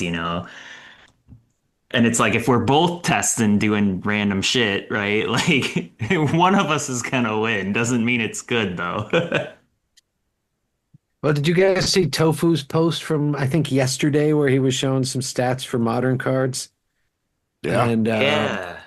Razzie was pretty high up on the win rate for him for Tofu. I want to say over 60%. I think you're right, but overall play rate was way down compared to some of the others. Hmm. I think. God. Okay, that Uh, makes sense. yeah, so 60. I'm looking at it now. Lorcas at 454 battles, Razzie at 61 battles. So it's just Gotcha. yeah, it's just no comparison. Like Play yeah, rate. high win rate, but much Low more play rate. niche. Yeah. Okay. Hmm. Yeah, like if you only bring her out and I do agree with what you said, where if you have the water diviner, it's just such a strong trigger for the gnomes that it's like almost you don't even want to try to play them without that. It's just like a night and day difference between trying to do like one of the reckless monsters or something in between your guys. I really love the water diviner. That I'm so happy that so we were talking about what can and can't be discussed post test and what some of the changes that were discussed and kind of ultimately up for review.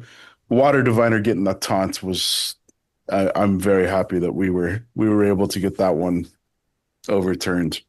Because yeah, he's just such a great catalyst for getting that whole squad fired up, and it's Razzie's fun when she's clicking, man. I really, really enjoy the gnome squad. Yeah, I mean, it was interesting as like a two mana taunt. Like, I like that idea, but it wasn't what the gnomes needed in that sense for like what the card was supposed to be. So, Yeah. What are some of your favorite cards that stand out in this set, Mondroid? do you mean Like like right first ones that things from like from a card power perspective or like it just I like them? general, yeah, you like them. You're like I like your favorite cards from the set that you couldn't do without. Well, I mean, I do like the Pain Forge cards just because it is such an interesting idea of like trying to take damage to do damage, inflicting harm on your own, kicking on your own guys to power them up. Dude, the Sure. Sheik is a card that I almost entirely ignored in test. It has become one of my absolute favorites in ranked. The Shadow Fae Sheik. Yeah. That He's card is super nice in badass. silver because he has life leech already and magic. So it's like he's just nice with Lorcus because he already brings his own life leech. So it's like you can bring, so then you can use it on other cards. Does he have Pain Forge in silver? Yeah. Oh, yes, he Yeah, I does. think he does. Yeah. Yeah. Yeah, Yeah. silver's where he gets it, right? I think I was doing that. Oh, he brings Affliction too at the top. So yeah, double whammy on Oh yeah, Lorcas. that's right. Yeah. Yep, three magic. Good looking card. Kind of blends into the background there. Like the stripes on his chest, the stripes on the thing. Yeah. Uh, He's a little hidden there. I'm still waiting Camouflage, for he's got Dragon to camouflage. be a bigger part of the meta. I don't really feel like that's something else that we saw a lot of in tests with um Nidhogger. I do see. I take that back. I see a lot more arcane teams than I can ever remember seeing in the previous iteration of Modern. But Nidhogger hasn't quite broken through the way that I think we experienced in test. That should change with the the big boy airdrop, Lil Hogger coming down the Lil pike. Hogger. Lil Yeah, we probably can't talk about Lil Hogger yet, but Hogger. Lil Hogger's coming. he's coming. He is That's coming. awesome. Lil Hogger. Tell us about Little Hogger. What else does he do? He fights for Squad Dragon. Yes. Thank you, Captain Obvious. Yeah, I don't want to push the envelope too far, Jimmy. I plead the fifth. Yeah, I'll plead the fifth on that one too. So is it actually going to be called Lil Hogger? Is that actually a thing? Lil Hogger. No, No. Ah, dude, you had me going, man. That's Should've that's teased just me. my personal pet name for I for mean, this eventually it's beast. coming. All right, all right.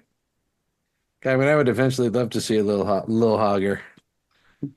Yeah, I think that's gotta happen at some There's point. no reason to not. Yeah, Lil Hogger. What a great name, dude. it is a great name, man. I could just picture it. Just, yep. Who came up with that one? What a genius. Well, thanks, Mondroid.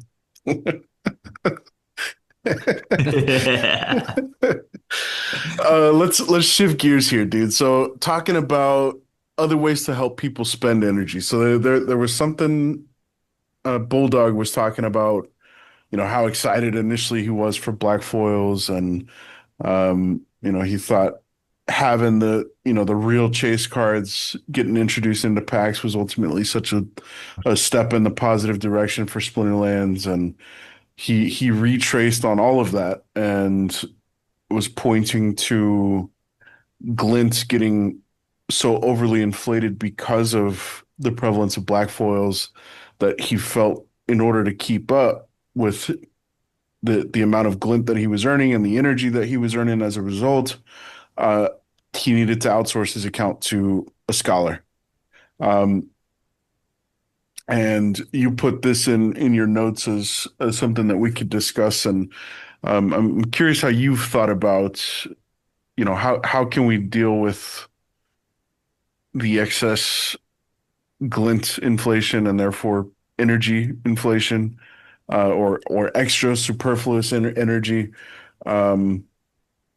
What has kind of been rattling around in the mind of Mondroid with regards to extra energy and glint?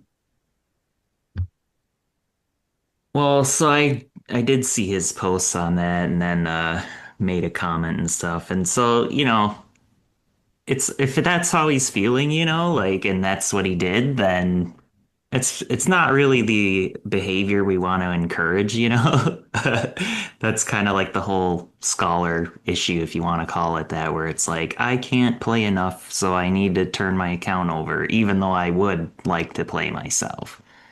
So, you know, you kind of have to look at solutions that would allow you to play less battles, but still get a similar level of reward. So, in other games like Parallel, I think you get paid or you get rewarded for your 5 best battles, essentially. Like you can play as much as you want, but only 5 payout rewards. So, like, imagine if you played like a full hand of black foils or something, like that might be your highest paying out, one of your 5 highest paid battles. So, something like that could be kind of interesting. And then like another idea would be to allow you to gamble your energy. So like let's say I'm going to bet 5 energy on this battle, and if you win you'd get 5 times the rewards.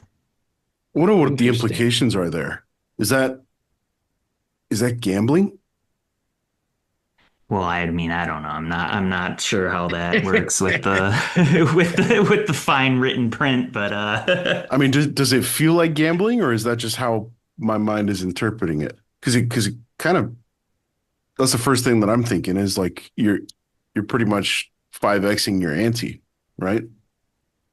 yeah, but so I mean, is it gambling if we use only 1 energy though, or that's okay?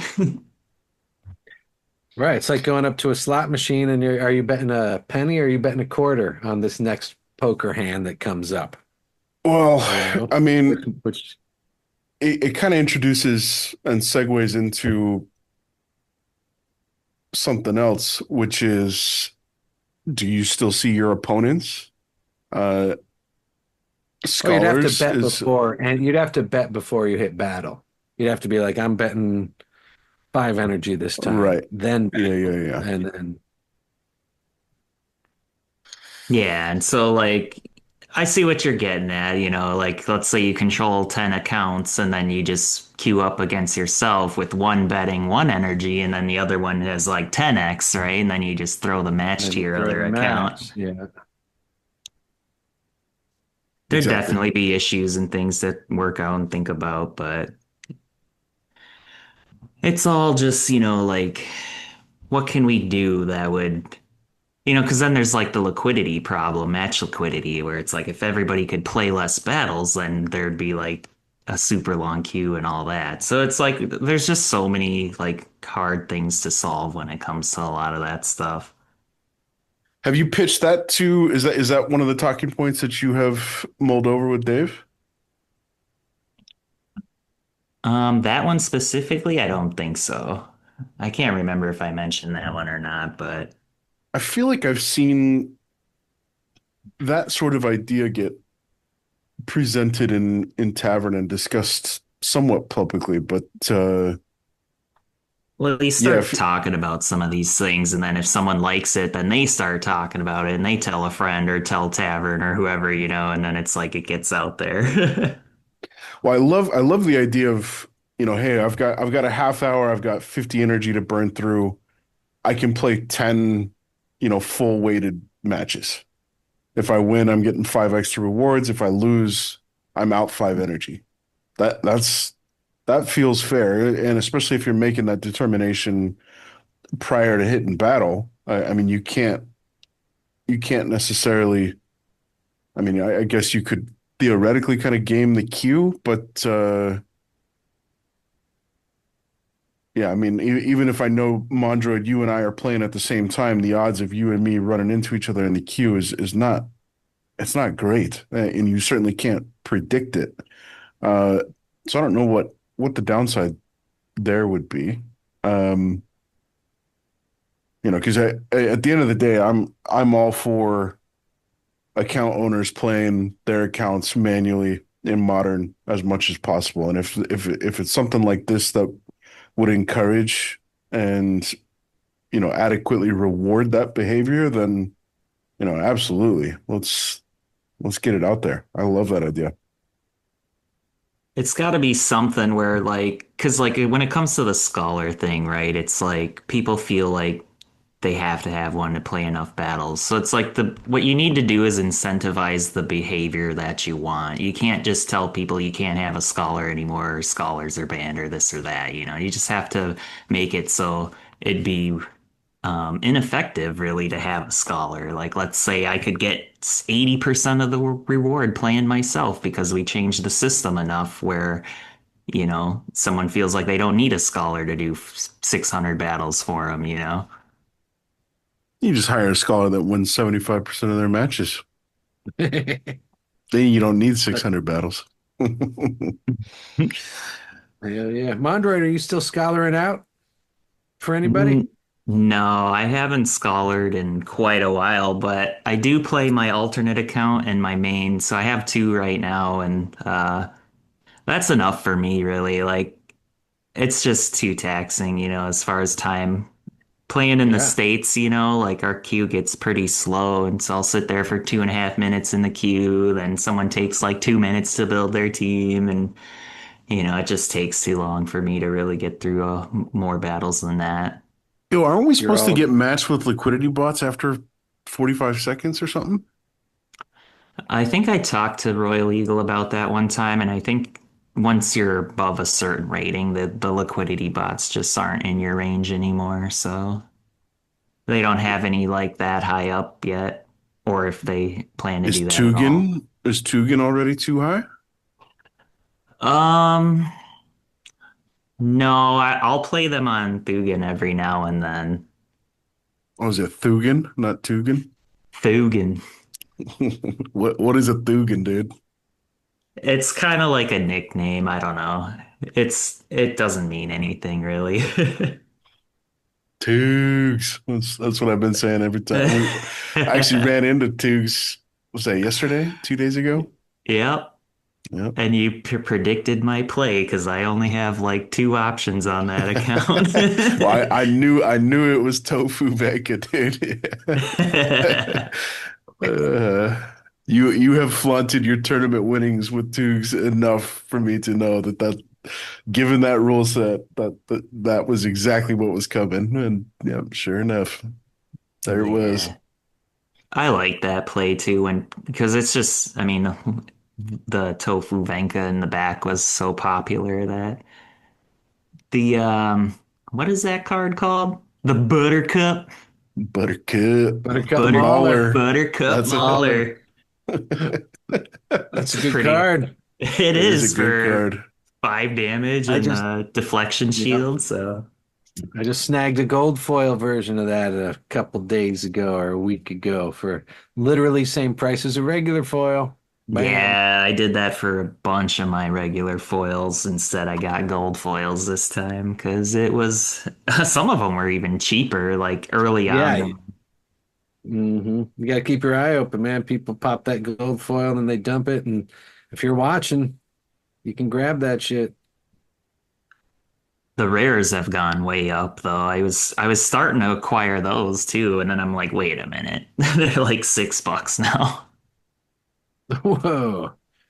What are some of the That's cards? I know you have started dipping your toes into the market a little bit, Jimmy. What have you been going after, and what have you been having some fun with? I've just been watching mostly like commons and rares and stuff like that. And I'm seeing, when prices dip or if they do, if they don't. And it's, just the whole slew. If something comes up cheap, I'll grab it. Like I bought a maxed Mad Kaboomist for $20 the other day, regular foil.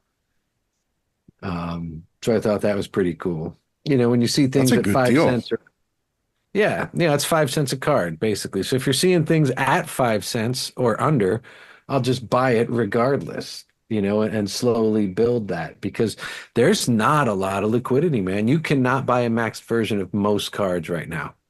So you really got to pay attention as to when they come up, either gold foil or regular foil. And every once in a while, someone throws a maxed one up for sale. And if it's the right price, I'll just grab it.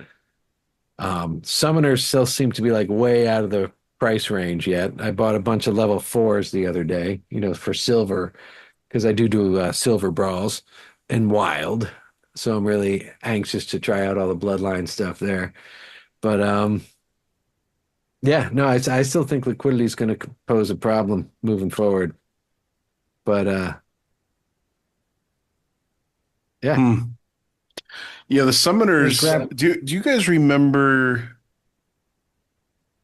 I want to say it was when we had Rogan, Jimmy. We were talking about, like the early first 6 months or so of Chaos Legion, and the price of Kelia was the sweetheart Super high. summoner, yeah, Yeah. of Chaos. And I want to say she was going for well above $2 for a long Yeah. time. Yep. And the highest that we've got now is Bella at one And eighty she was six. $2 today. She was $2 today. Well, she's Regular down to foil. 186 now. Uh, Ooh, I should grab one. And maybe in 115 days I'll get it maxed. well, there's 10 under $2 right now. I don't know. Um, Man, I'm blowing through all that DEC that I got from my or that SPS from the pulling out of the B&B liquidity pool. well, I got at least you hit your 2 million mark. That's awesome. I staked 2 million. I had more in there than I thought. Actually, I got hit pretty hard on the B&B end of that. Like when I was looking at how much went in there, I definitely got hit on losing B&B. I'm wondering if I came out ahead or at a major loss for hanging in that liquidity pool for several years, just You because of had to how come out ahead, right? B&B went up a lot. And I have like a good, so as SPS goes down, you get more SPS, but then you get less B&B. So I'm almost afraid to try to do the math to calculate. And I stopped keeping track of all the airdrop SPS at one point. But I'm hoping I'm keeping the fingers crossed I broke even on that. Lost a lot of B&B by the time I pulled out. But anyway, I'm spending I've been spending most of that. Staked enough to hit the 2 million point so I can get my 2,000 pickles or whatever, 3,000 pickles. And You I gonna need buy all the 300 pickles? Oh, fuck yeah. I'm buying I need to make sure I don't spend I have to hold 300,000 DEC for the pickles. And I blew 200 freaking black foil potions too by accident. So I gotta I gotta do some black foil. I'm so pissed about that, When man. did I'm that still happen? when I bought this stupid freaking promo card and potions were enabled. I just wasn't paying enough attention, realized that it was 200 black foil potions for, I didn't realize it was a 1 to 8 ratio. Never would have done that. What are potions Chances going for are these days? 2.5 cents, man. That's a couple bucks, man. That's like what, $5 potions Yeah, for that one batch of cards. Oops. yeah. Well, I mean, But, all it takes is for you but to I pull want one pickles. black foil or, above average on gold foil, and it pays for itself. But yeah, it's Not rough the black having. foil potions. Yeah. Yeah. Yeah. But yeah, no, I'm psyched for the pickle. I want to save up. I want to get I think I qualify for 2014 pickle cards, if I remember correctly. So I definitely want to go full black foil potion on that because as long as it's 1 to 1. Because when you get the 2000, that is odds say I should get at least one black foil. Well, it's a common card, right? It should be. Yeah. It should be 1 to 1. I don't put I anything would think. past anybody at this point. Logic, we defy logic consistently. Logic means nothing in the Splinterlands Okay. universe. Well, So we'll find out. remains to be seen. It's probably in the post. I'm going to hope it just stays at 1 to 1. And no, I'm psyched. I'm psyched. That's going to be a really fun event, the pickle thing. And I want to be prepared for it. It's coming up pretty quick, a couple days. Yeah, 5 days. Bam. So I need So to it's- not spend 300,000 DEC in 5 days. I think you got it, Jimmy. You can do it, bro. I don't know, I don't man. know. DC's like the hardest thing to hold on to in this game. Yep. Yep. You see something come up, a freaking card comes up, cheap summoners come up, or a $20 mad kaboomist or something. I'm like, oh, dude, I just got to grab that, bro. I got to get that card. Like today, I freaking bought another handful of gold foil reward rares because they did some really good ones that fit the elements I need dipped below like 75 cents. That's when you're talking like 15, $16 a maxed rare gold foil. I'm like, ooh, can't pass that up, can I? Damn it. Dude, the rares though went way up. If you find that, you gotta buy it. That's what I mean, man. Anything under $1 was good for a long time, and now stop sweeping floors and letting them go down, and you can grab some in the 70 cents range if you're watching. So yeah, that means DEC doesn't linger in your account too long. Yeah, I have a easy to problem do with that. liquid DC. I have a major problem Yeah. with liquid DC. Exactly. We need staked DC. It's called land, Mondroid. It is. I'm still trying to figure. I got to really determine if it's worth it. Like I'm doing all these land, upgrading the PP. I'll be like, boom, let me throw some more maxed gold foil rares on there, and then because your PP is proportionate to how much grain it requires, I'm feeling like I'm not getting the returns I was hoping by putting way more PP on these plots. Plus the Well, dude, $10 in DEC every time. I'm like, wait a minute. have you been looking at our buddy Beaker's tool? Yeah, I've been and looking at that sometimes. Yeah. I think I looked you up because we were talking about it last week, and then I saw Azurcon hopped on with the 101 guys, so Bob and Geo and Matt Clark, and talked through everything. And you're at a net positive of 900 plus DEC an hour right Oh now. no, I'm doing good, man. And well, That's here's the huge. whole here's the whole thing. I'm mining. Okay, I'm mining SPS and I'm mining some aura. I got one aura plot raging, and I have a bunch. All my occupied plots are doing SPS. I'm hitting a point where I was at a point where I'm quote breaking even. That doesn't mean I'm coming out with SPS and shit, but I'm talking breaking even, meaning whenever I do a harvest, I don't have to purchase resources, right? I could, if I have a lot of extra stone in one region, I can swap for the wood that I need in another region to harvest that SPS or aura, right? Because you need all of the resources to harvest SPS and aura. So I hit a point where I was like, okay, I'm basically breaking even with nothing left over. Yes, ending up with SPS in my pocket. Awesome. And a little aura that I'm stockpiling, which doesn't go very far, by the way. But so I'm like, all right, now I want to turn that into a net positive. I know how much I'm getting and how much I need. Let me dump a bunch more PP onto these plots. And I don't know, it just seems because grain is so proportionately expensive. It's almost like 50%. Like if you're doing a grain plot, it's pretty close to like 50% of your harvest goes to grain. It's freaking crazy. So I don't know if it changes percent. I think it's just straight PP ratio. Anyway, I've been dumping more PP onto plots, but still not ending up with like much leftover after harvesting everything. Like I was hoping to have more resources left over at to either start dumping into liquidity pools or selling for DEC to put on plots, to put more cards on plots. Does it Hmm. make sense what I'm saying? Like I keep dumping on PP, but I'm not getting much further ahead. Man, you should talk to Beaker and Azurcon about the like looking at those ratios.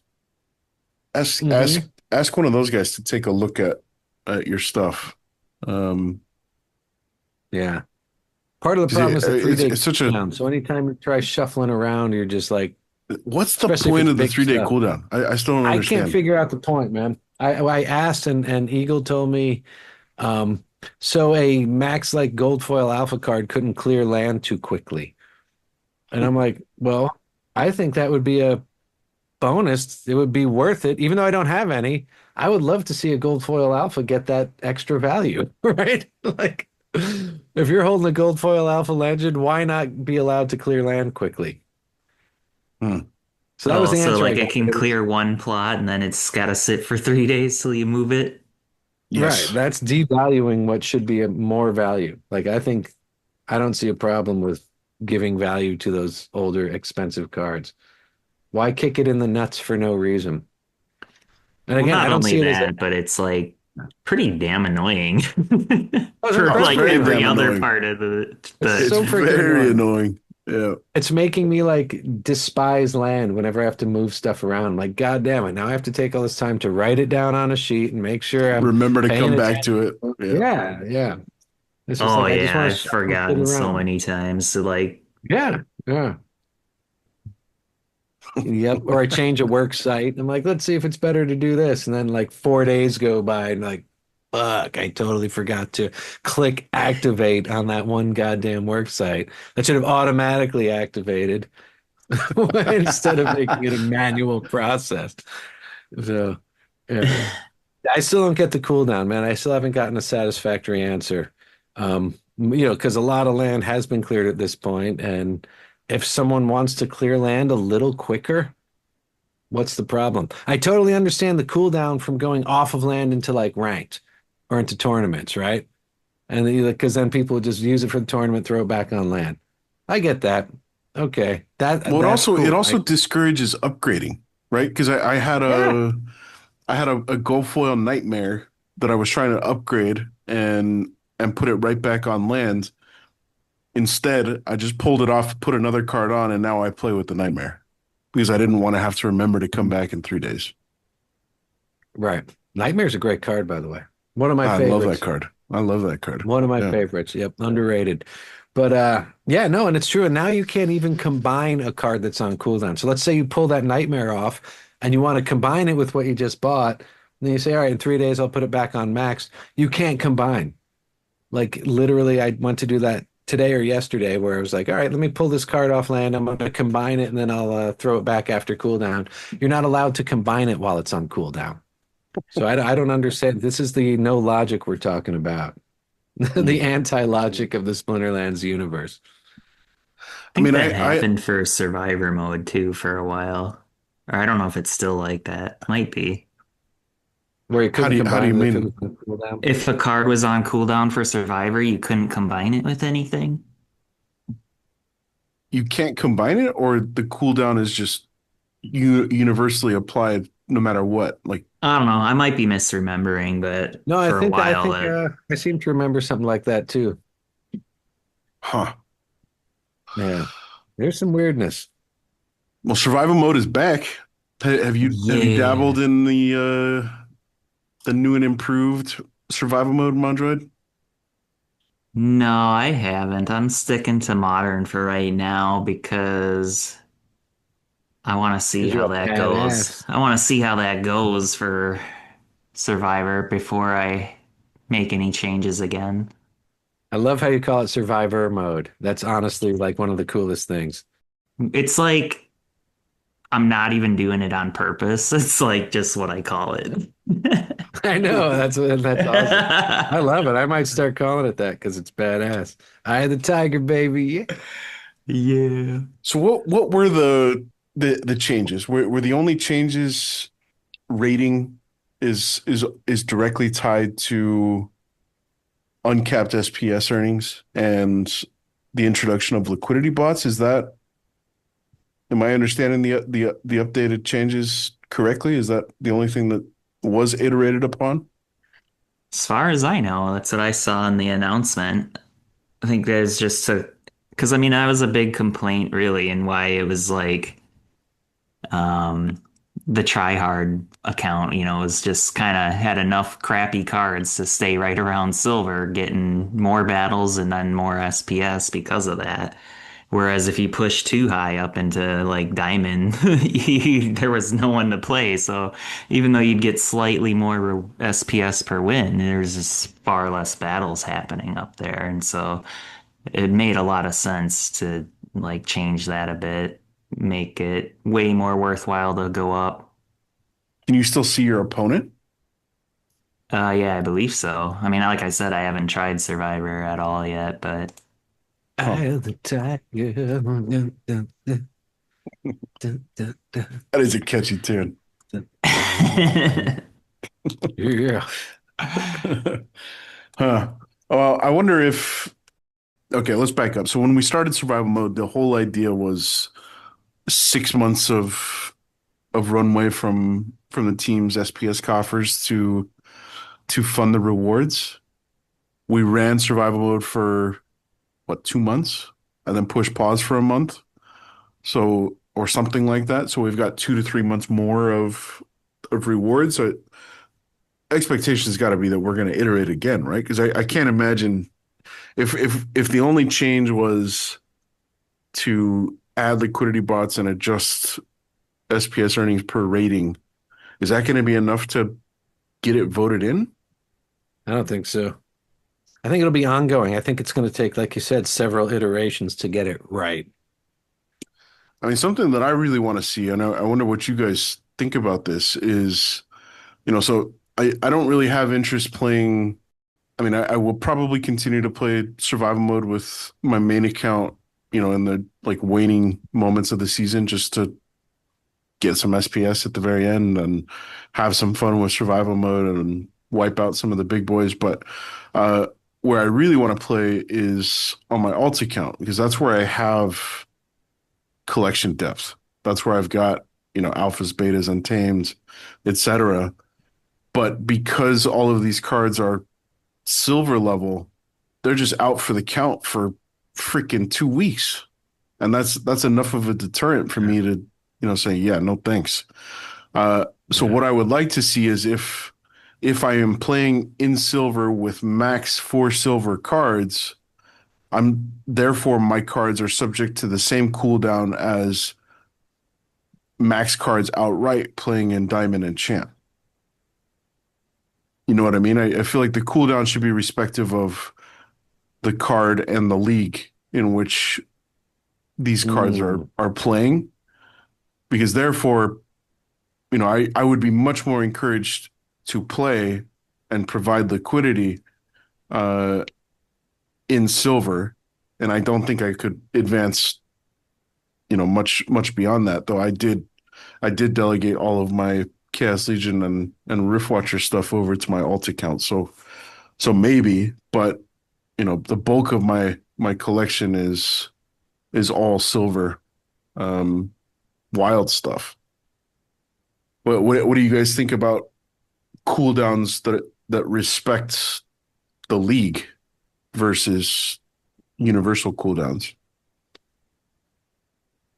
I see what you're saying. I think that could be interesting. It's almost, because like right now, if you don't have like max cards, it's basically not even really worth getting into. I don't know if it's changed with the liquidity bots, if there's like enough fodder down there for you to play with a non-max deck now, but it would definitely encourage that more if you weren't just like on cooldown for 2 weeks. Yeah, I made the mistake of just running the bot with my account, and I had to like scrimp to put together anything on the brawls. It sucked. Uh, but yeah, I feel like that's kind of a fair compromise to get folks at least encouraged in the lower leagues. So, like, what would happen if you went up to Gold League then when your cards from that point on, if they would I think you just choose have a your different league. cooldown? You Oh choose your like man, you're gonna bring up choosing your league, dude. Oh my wow, God. Choosing league experimentation. and league caps. We get to league caps coming back. League What? caps are That back. Let's League go. that caps are feel that back. Let's feels like go, the answer, baby. right? It should be. Yeah, sure does, doesn't it? It sure does. Sure does. Come on, Jackson. Bam. Let's see it. Let's see it in ranked. I want to see it. Let's bring him back. Well, I don't. So I will say in ranked, uh, I don't run into any max decks the way that I had previously. It feels like the distribution When you're playing is silver. yeah. When I'm playing it, I played my silver account all the way to I got to Diamond 3 and then I hit a wall, uh, which I don't think I should be able to, but I was definitely coming up against a lot of conclave only and foundation card only accounts, so I had an advantage because I've got a tofu, I've got a cryptic, I've got some key rebellion cards. But as far as the max decks, I was the big dog because I had a silver level tofu. Um, so I do think things have somewhat balanced out in terms of what it looks like in ranked. But yeah, survival mode, why not? Like you should definitely be able to choose your league. You're subject to those caps. What the rewards on the line are. Yeah, and then once we get them back in survivor mode, we get them back into the everywhere else. Dun, dun, dun. Are you a fan of league caps, Mondroid? Oh no, they almost killed the game. How so? I'm just Because kidding. people would, yeah, there you go. I was gonna say, By removing them, no. oh, boom, shots fired. Dun dun dun. I mean, I kind of understood removing them, but I feel like the system they had in place to like replace the old system wasn't really Well, it was good enough. premature, right? Right. If Yeah. it had come with Conclave Arcana, where everybody, Chaos Legion rotates out and it resets and everybody's kind of like picking up new cards, then it would have been a lot smoother of a transition. Well, it was also introduced with the idea that, hey, we're going to try this, we're going to iterate along the way. Right. We want to make sure we Right. get this right. And then it was dropped and there was no change. There was defensive of the decision. And man, Yeah. the amount of people that almost overnight Left. became disillusioned and sold everything. Yeah, that was the worst part. Yeah. Oof. And there was no change. Oof. It was just, And yeah, yeah. we were waiting on standby until Conclave dropped. But it does Yeah, feel like it still things are in a didn't much better change. place now. I will say that. Okay, that's good. I still like the dynamic of it. Especially if you're starting off or you're playing lower league stuff. I'm picturing like, let's say we are getting 1,000 new players a day, or even 100 new players a day. You're going to get some of those guys saying, "Fuck, I'm in bronze. I'm going to just go rent some max cards." And you're going to see people who don't have max cards playing people with max cards. But that's a theoretical problem at this point. We're not there yet. But I liked being able the league differences. That's kind of what I like about brawls and certain tournaments. It's like, dude, I'm playing silver cards, and there's a level cap, and that's It's a part of the different strategy game. at that level. It really is. And once you remove that, it kind of it kind of ruins one of the features of the game. I saw that whole thing as a feature and a freaking something to showcase. Thought it was really cool how cards level up, and at different levels they're different cards. Yep. Yep. Yeah.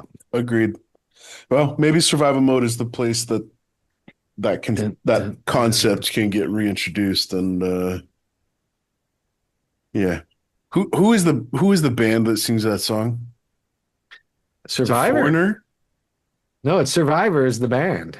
It's the Survivor? song is Oh, Eye of the Survivor is Tiger. the band? Oh shit. Survivor is the band, and Eye of the Okay. Tiger is the song from Rocky Oh 3. man, that's Yeah, awesome. I did not connect the dots that the band is named Survivor. I just So you were just fake laughing at the joke the whole time. You're like, oh, that's funny. Yeah. I don't get it. You're like Homer. At this point, I'm too scared to ask. Oh shit. Like that, what was that Homer where he's at the festival and he buys something and the kid at the booth is like pointing to the jar, says tips, and he's like, karma, bro, karma. And Homer's like, oh, I get it. And then just walks away. Clearly not getting it. Brilliant Simpsons. Sorry. So I just saw Brave Tofu got 206 SPS at 3,900 in survivor mode. Holy shit. I think our rewards are too high and we're going to deplete them before we get to a safe place where it can safely pass on a vote. That's insane. Yeah, it's like, but if you got the cards and the assets to get up there, I mean, well, I don't know. At some point, like, that's kind of like what our game does, right? It's like, are we going It's to not reward sustainable. people for getting up there or not? I mean, what's realistic and sustainable too? We obviously can't keep that going for too long.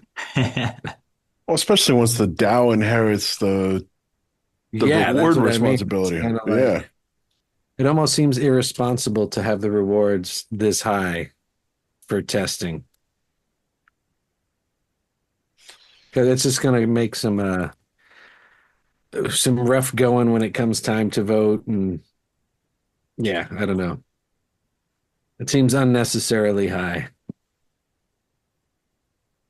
I wonder if they couldn't have done like a 12-month period, and spread it out more.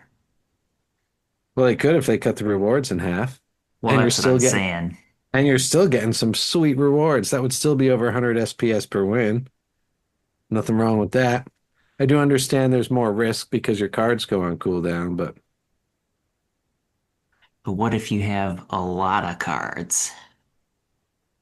yeah, you're still getting a shitload of SPS even at half the payout. And it buys Enough to more make it time worth for it. iteration. That's the big big point. piece. Buying more time. Yeah. That's the big piece. Buying more time to get it right, and then go into a vote when we know it's going to pass. Well, I just hope it wasn't like it wasn't okay, this is a quick fix. Let's get it back out there and we'll come back to it when we have time, sort of thing. I mean, the whole thing when survival mode just got announced, it was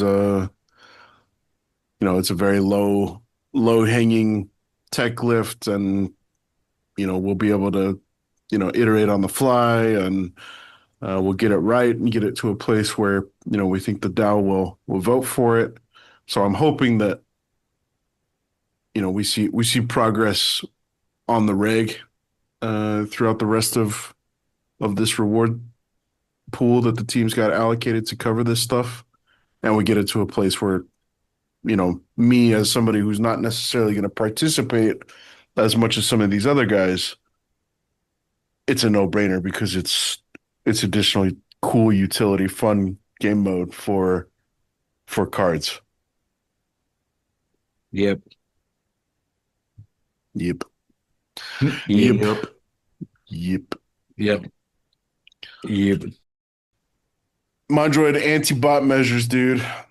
This was on our list, on our potential agenda.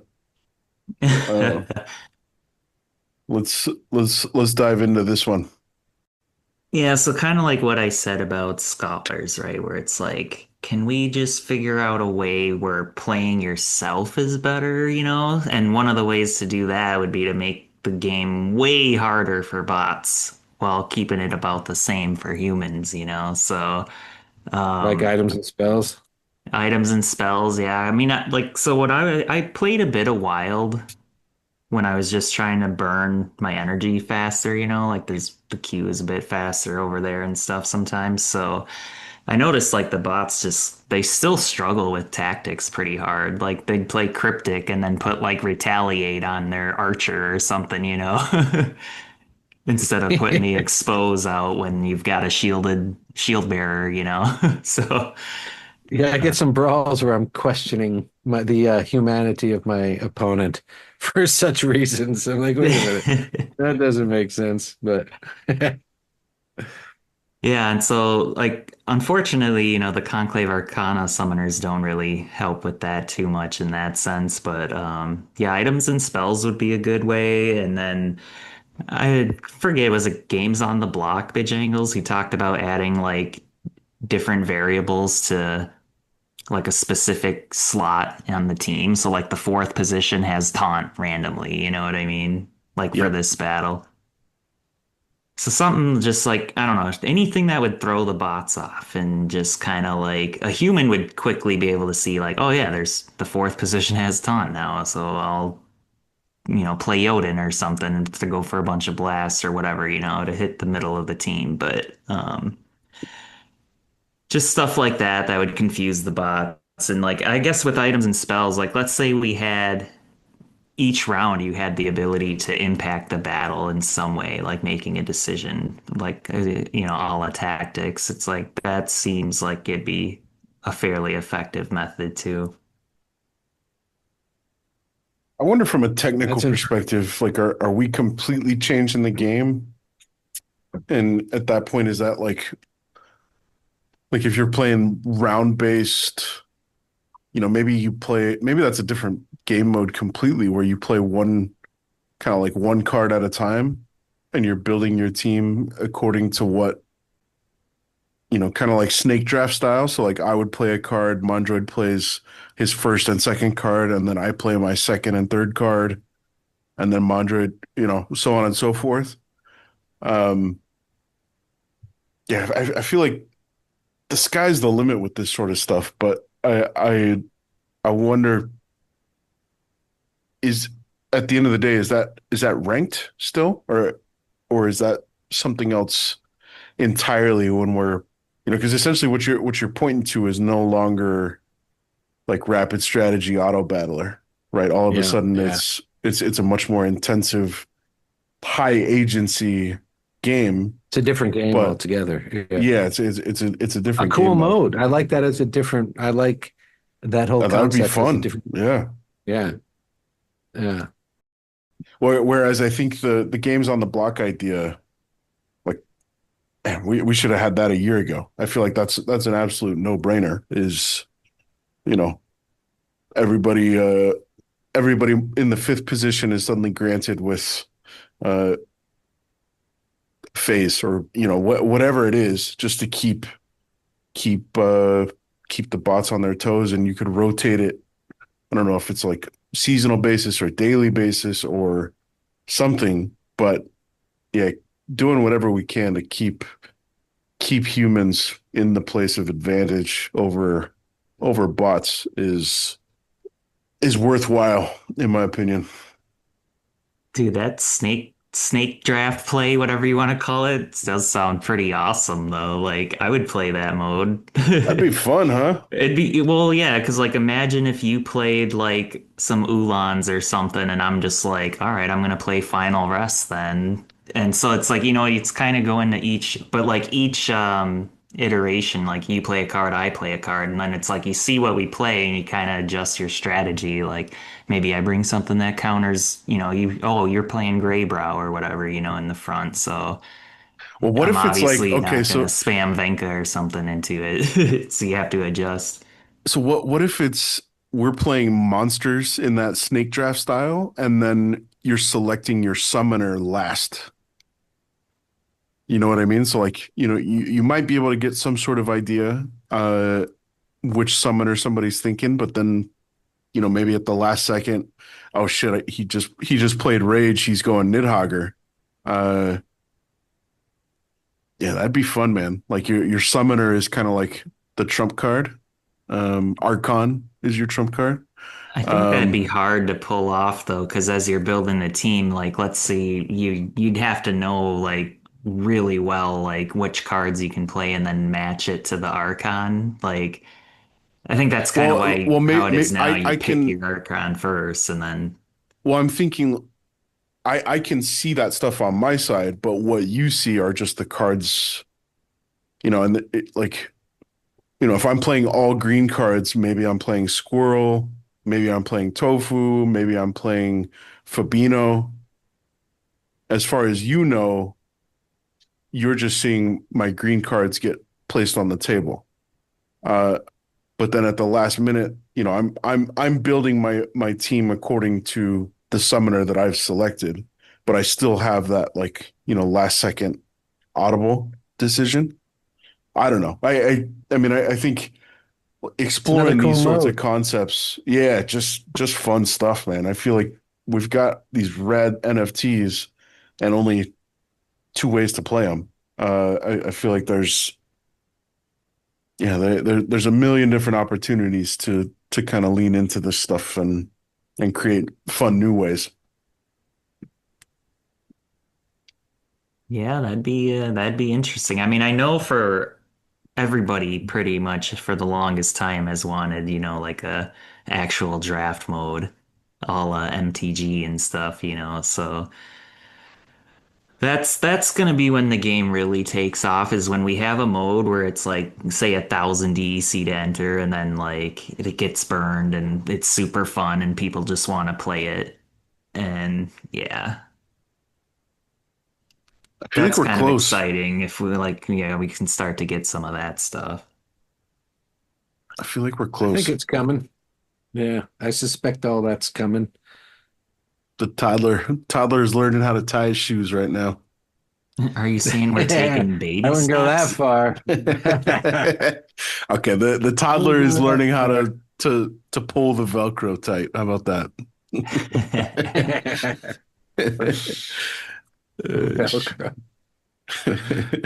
Yo, Velcro was cool back in the day, dude.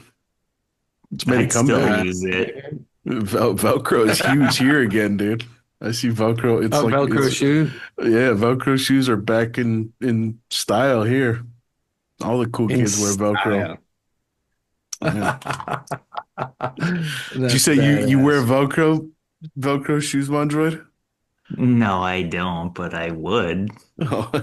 I have nothing against it. Shoot. Well, bring back the Velcro.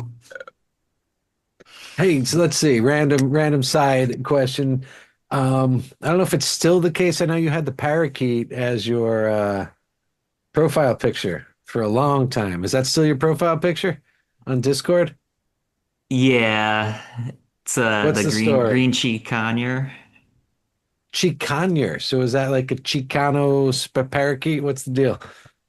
I'll be non-PC with that question. No, it's just a type of conure, the green cheek variety. It's I don't know.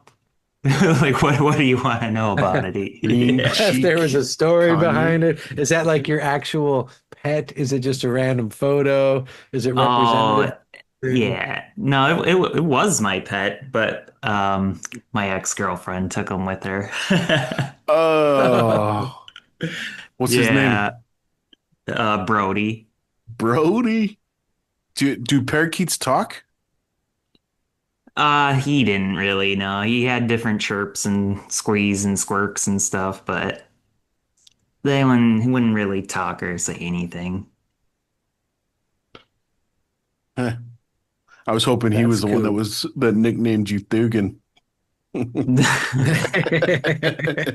No. It all comes together. I had never heard of conure before.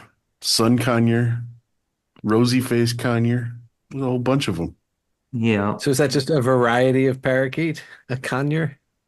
Well, parakeets are different than conures, yeah, but it's Okay, a yeah. type of That's conure, yeah. They're There's a all bunch. like parrot family, right? I mean, I imagine so. I don't know. Hmm. Because there's like some bigger ones too, bigger birds and then littler birds. I have a cockatiel too that I still have, but That's the guy with the mohawk, the white guy. yeah, they got a crest, like a crest feathers. they live a long time, don't they? And well, it's hard to say in captivity. Like the ages vary depending on what kind of care and environment they get. But yeah, they can live between like 12 and 20 years. Essentially, it's a pretty wide range, like I said, Okay, I depending was thinking on more of the stuff. ones that are like 80 years and stuff. Yeah, those are the That's bigger ones, the macaws okay. and Yeah. the cockatoos, and they'll live like Oh, they'll outlive cockatoo. their That's what I was owner. thinking. Yeah, I think I What was is the thinking that too. cockatiel? You just gotta Google it, man. It's a little guy. Cockatoo. Cockatoo. Oh, are these the ones that you see doing like the dances? Probably. Birds are funny, man. What's your cockatiel's name? Her original name is like Anixia from World of Warcraft, but Nice. her funny name is Honey Puff. Honey Puff. Honey Honey Puff. Puff. That my ex-girlfriend had goofy names for all of the birds. Honey Puff. Nice. Honey Puff. How long have you had Honey Puff? She's turning 11 later this year, so quite a while. Wow. Cockatiels are pretty cute, man. I like that they do have the mohawk, but it's a little more business of a mohawk than I was envisioning. It's a little more tame. Like a mullet, Yeah. business in the front. Little party in the back for sure. Yes. Yeah. They're awesome. I mean, they're not for everybody. They're kind of like you gotta be into it and and really be a bird person essentially. Like, there's cat people, dog people. Like you gotta be a bird person because they're definitely like I said, not for everybody. Like there's gonna be chirping and they're gonna rip everything up and they're gonna poop everywhere. So Well, dude, if we ever get a Mondroid summoner, dude, you got to go bird. yep. Man, there's It I, totally I would. I don't really see it down south, but when I was living in Taipei, there's a bunch of folks that have uh like a bird perch on either their bicycle or their scooter, Oh, and these you'll see these birds like especially on the scooter. These people are going I don't know, 30, 40 miles per hour. And the birds just like open their wings, like spread eagle. They're loving it. They're like, like basking Yeah. in the breeze as they're cruising on the scooter. Big wind tunnel for them. Yeah, man. Funny. That's awesome. Honey Puff. You got to get a scooter for Honey Puff, bro. Honey Puff. Honey It's a good Puff. nickname for you too, man. Boom, Honey Puff. I just beat Honey Puff in ranked. Oh yeah. Honey Puff just whooped my ass. Honey Puff, As dude. long as it's overpowered Archon. You've adapted to Archon. I still can't say it. Or I I still still forget. have I still have to think about it. Like, say Archon, say Archon. Archon. Or Summoner gets like halfway out and they're like, it's Archon. Summon an Archon. Son of a Archon. Son of a bitch.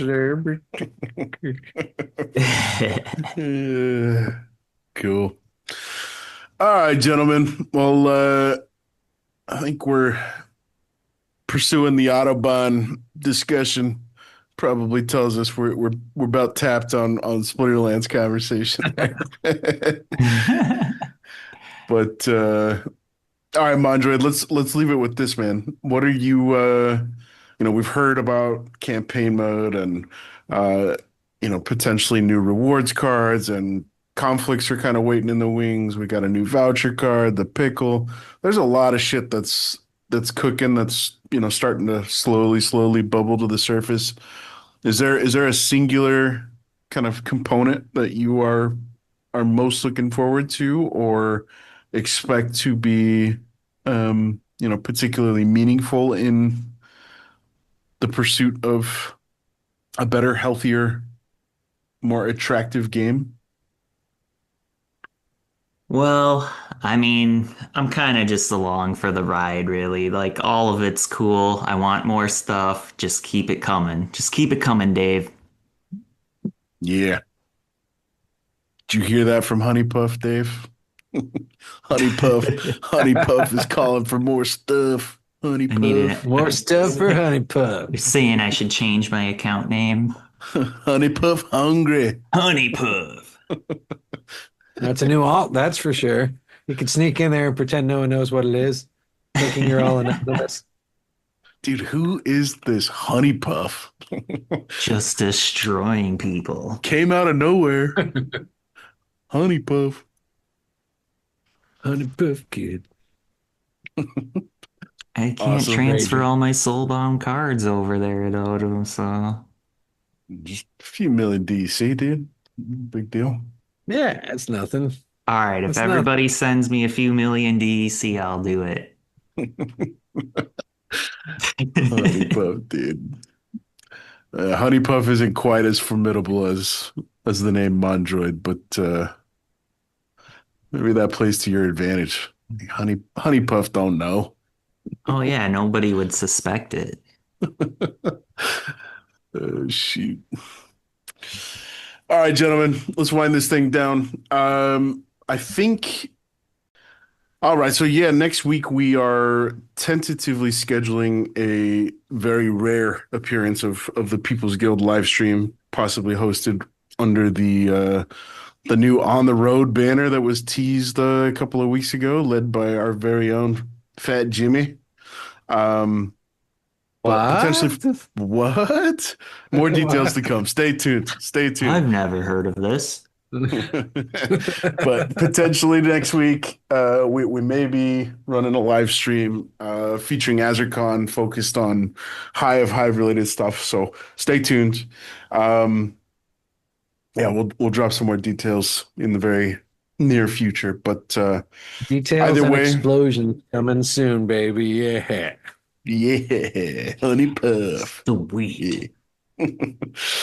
All right, everybody. Appreciate you tuning in. Hopefully you enjoyed the show. Thank you again to Mondroid for hanging out with us for a couple of hours. Always a pleasure. Anytime. Awesome. All right, everybody. We'll catch you next week. You have been listening to The People's Guild. Welcome to the People's Guild. Splinterlands. Pretoria. For guests all across the mythical land of Pretoria, tune in. Come in. Welcome to the People's Guild.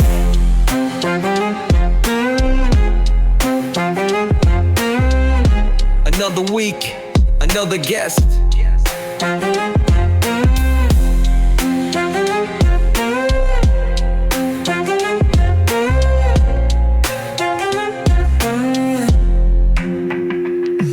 Pretoria. Pretoria. Tune in. Come in.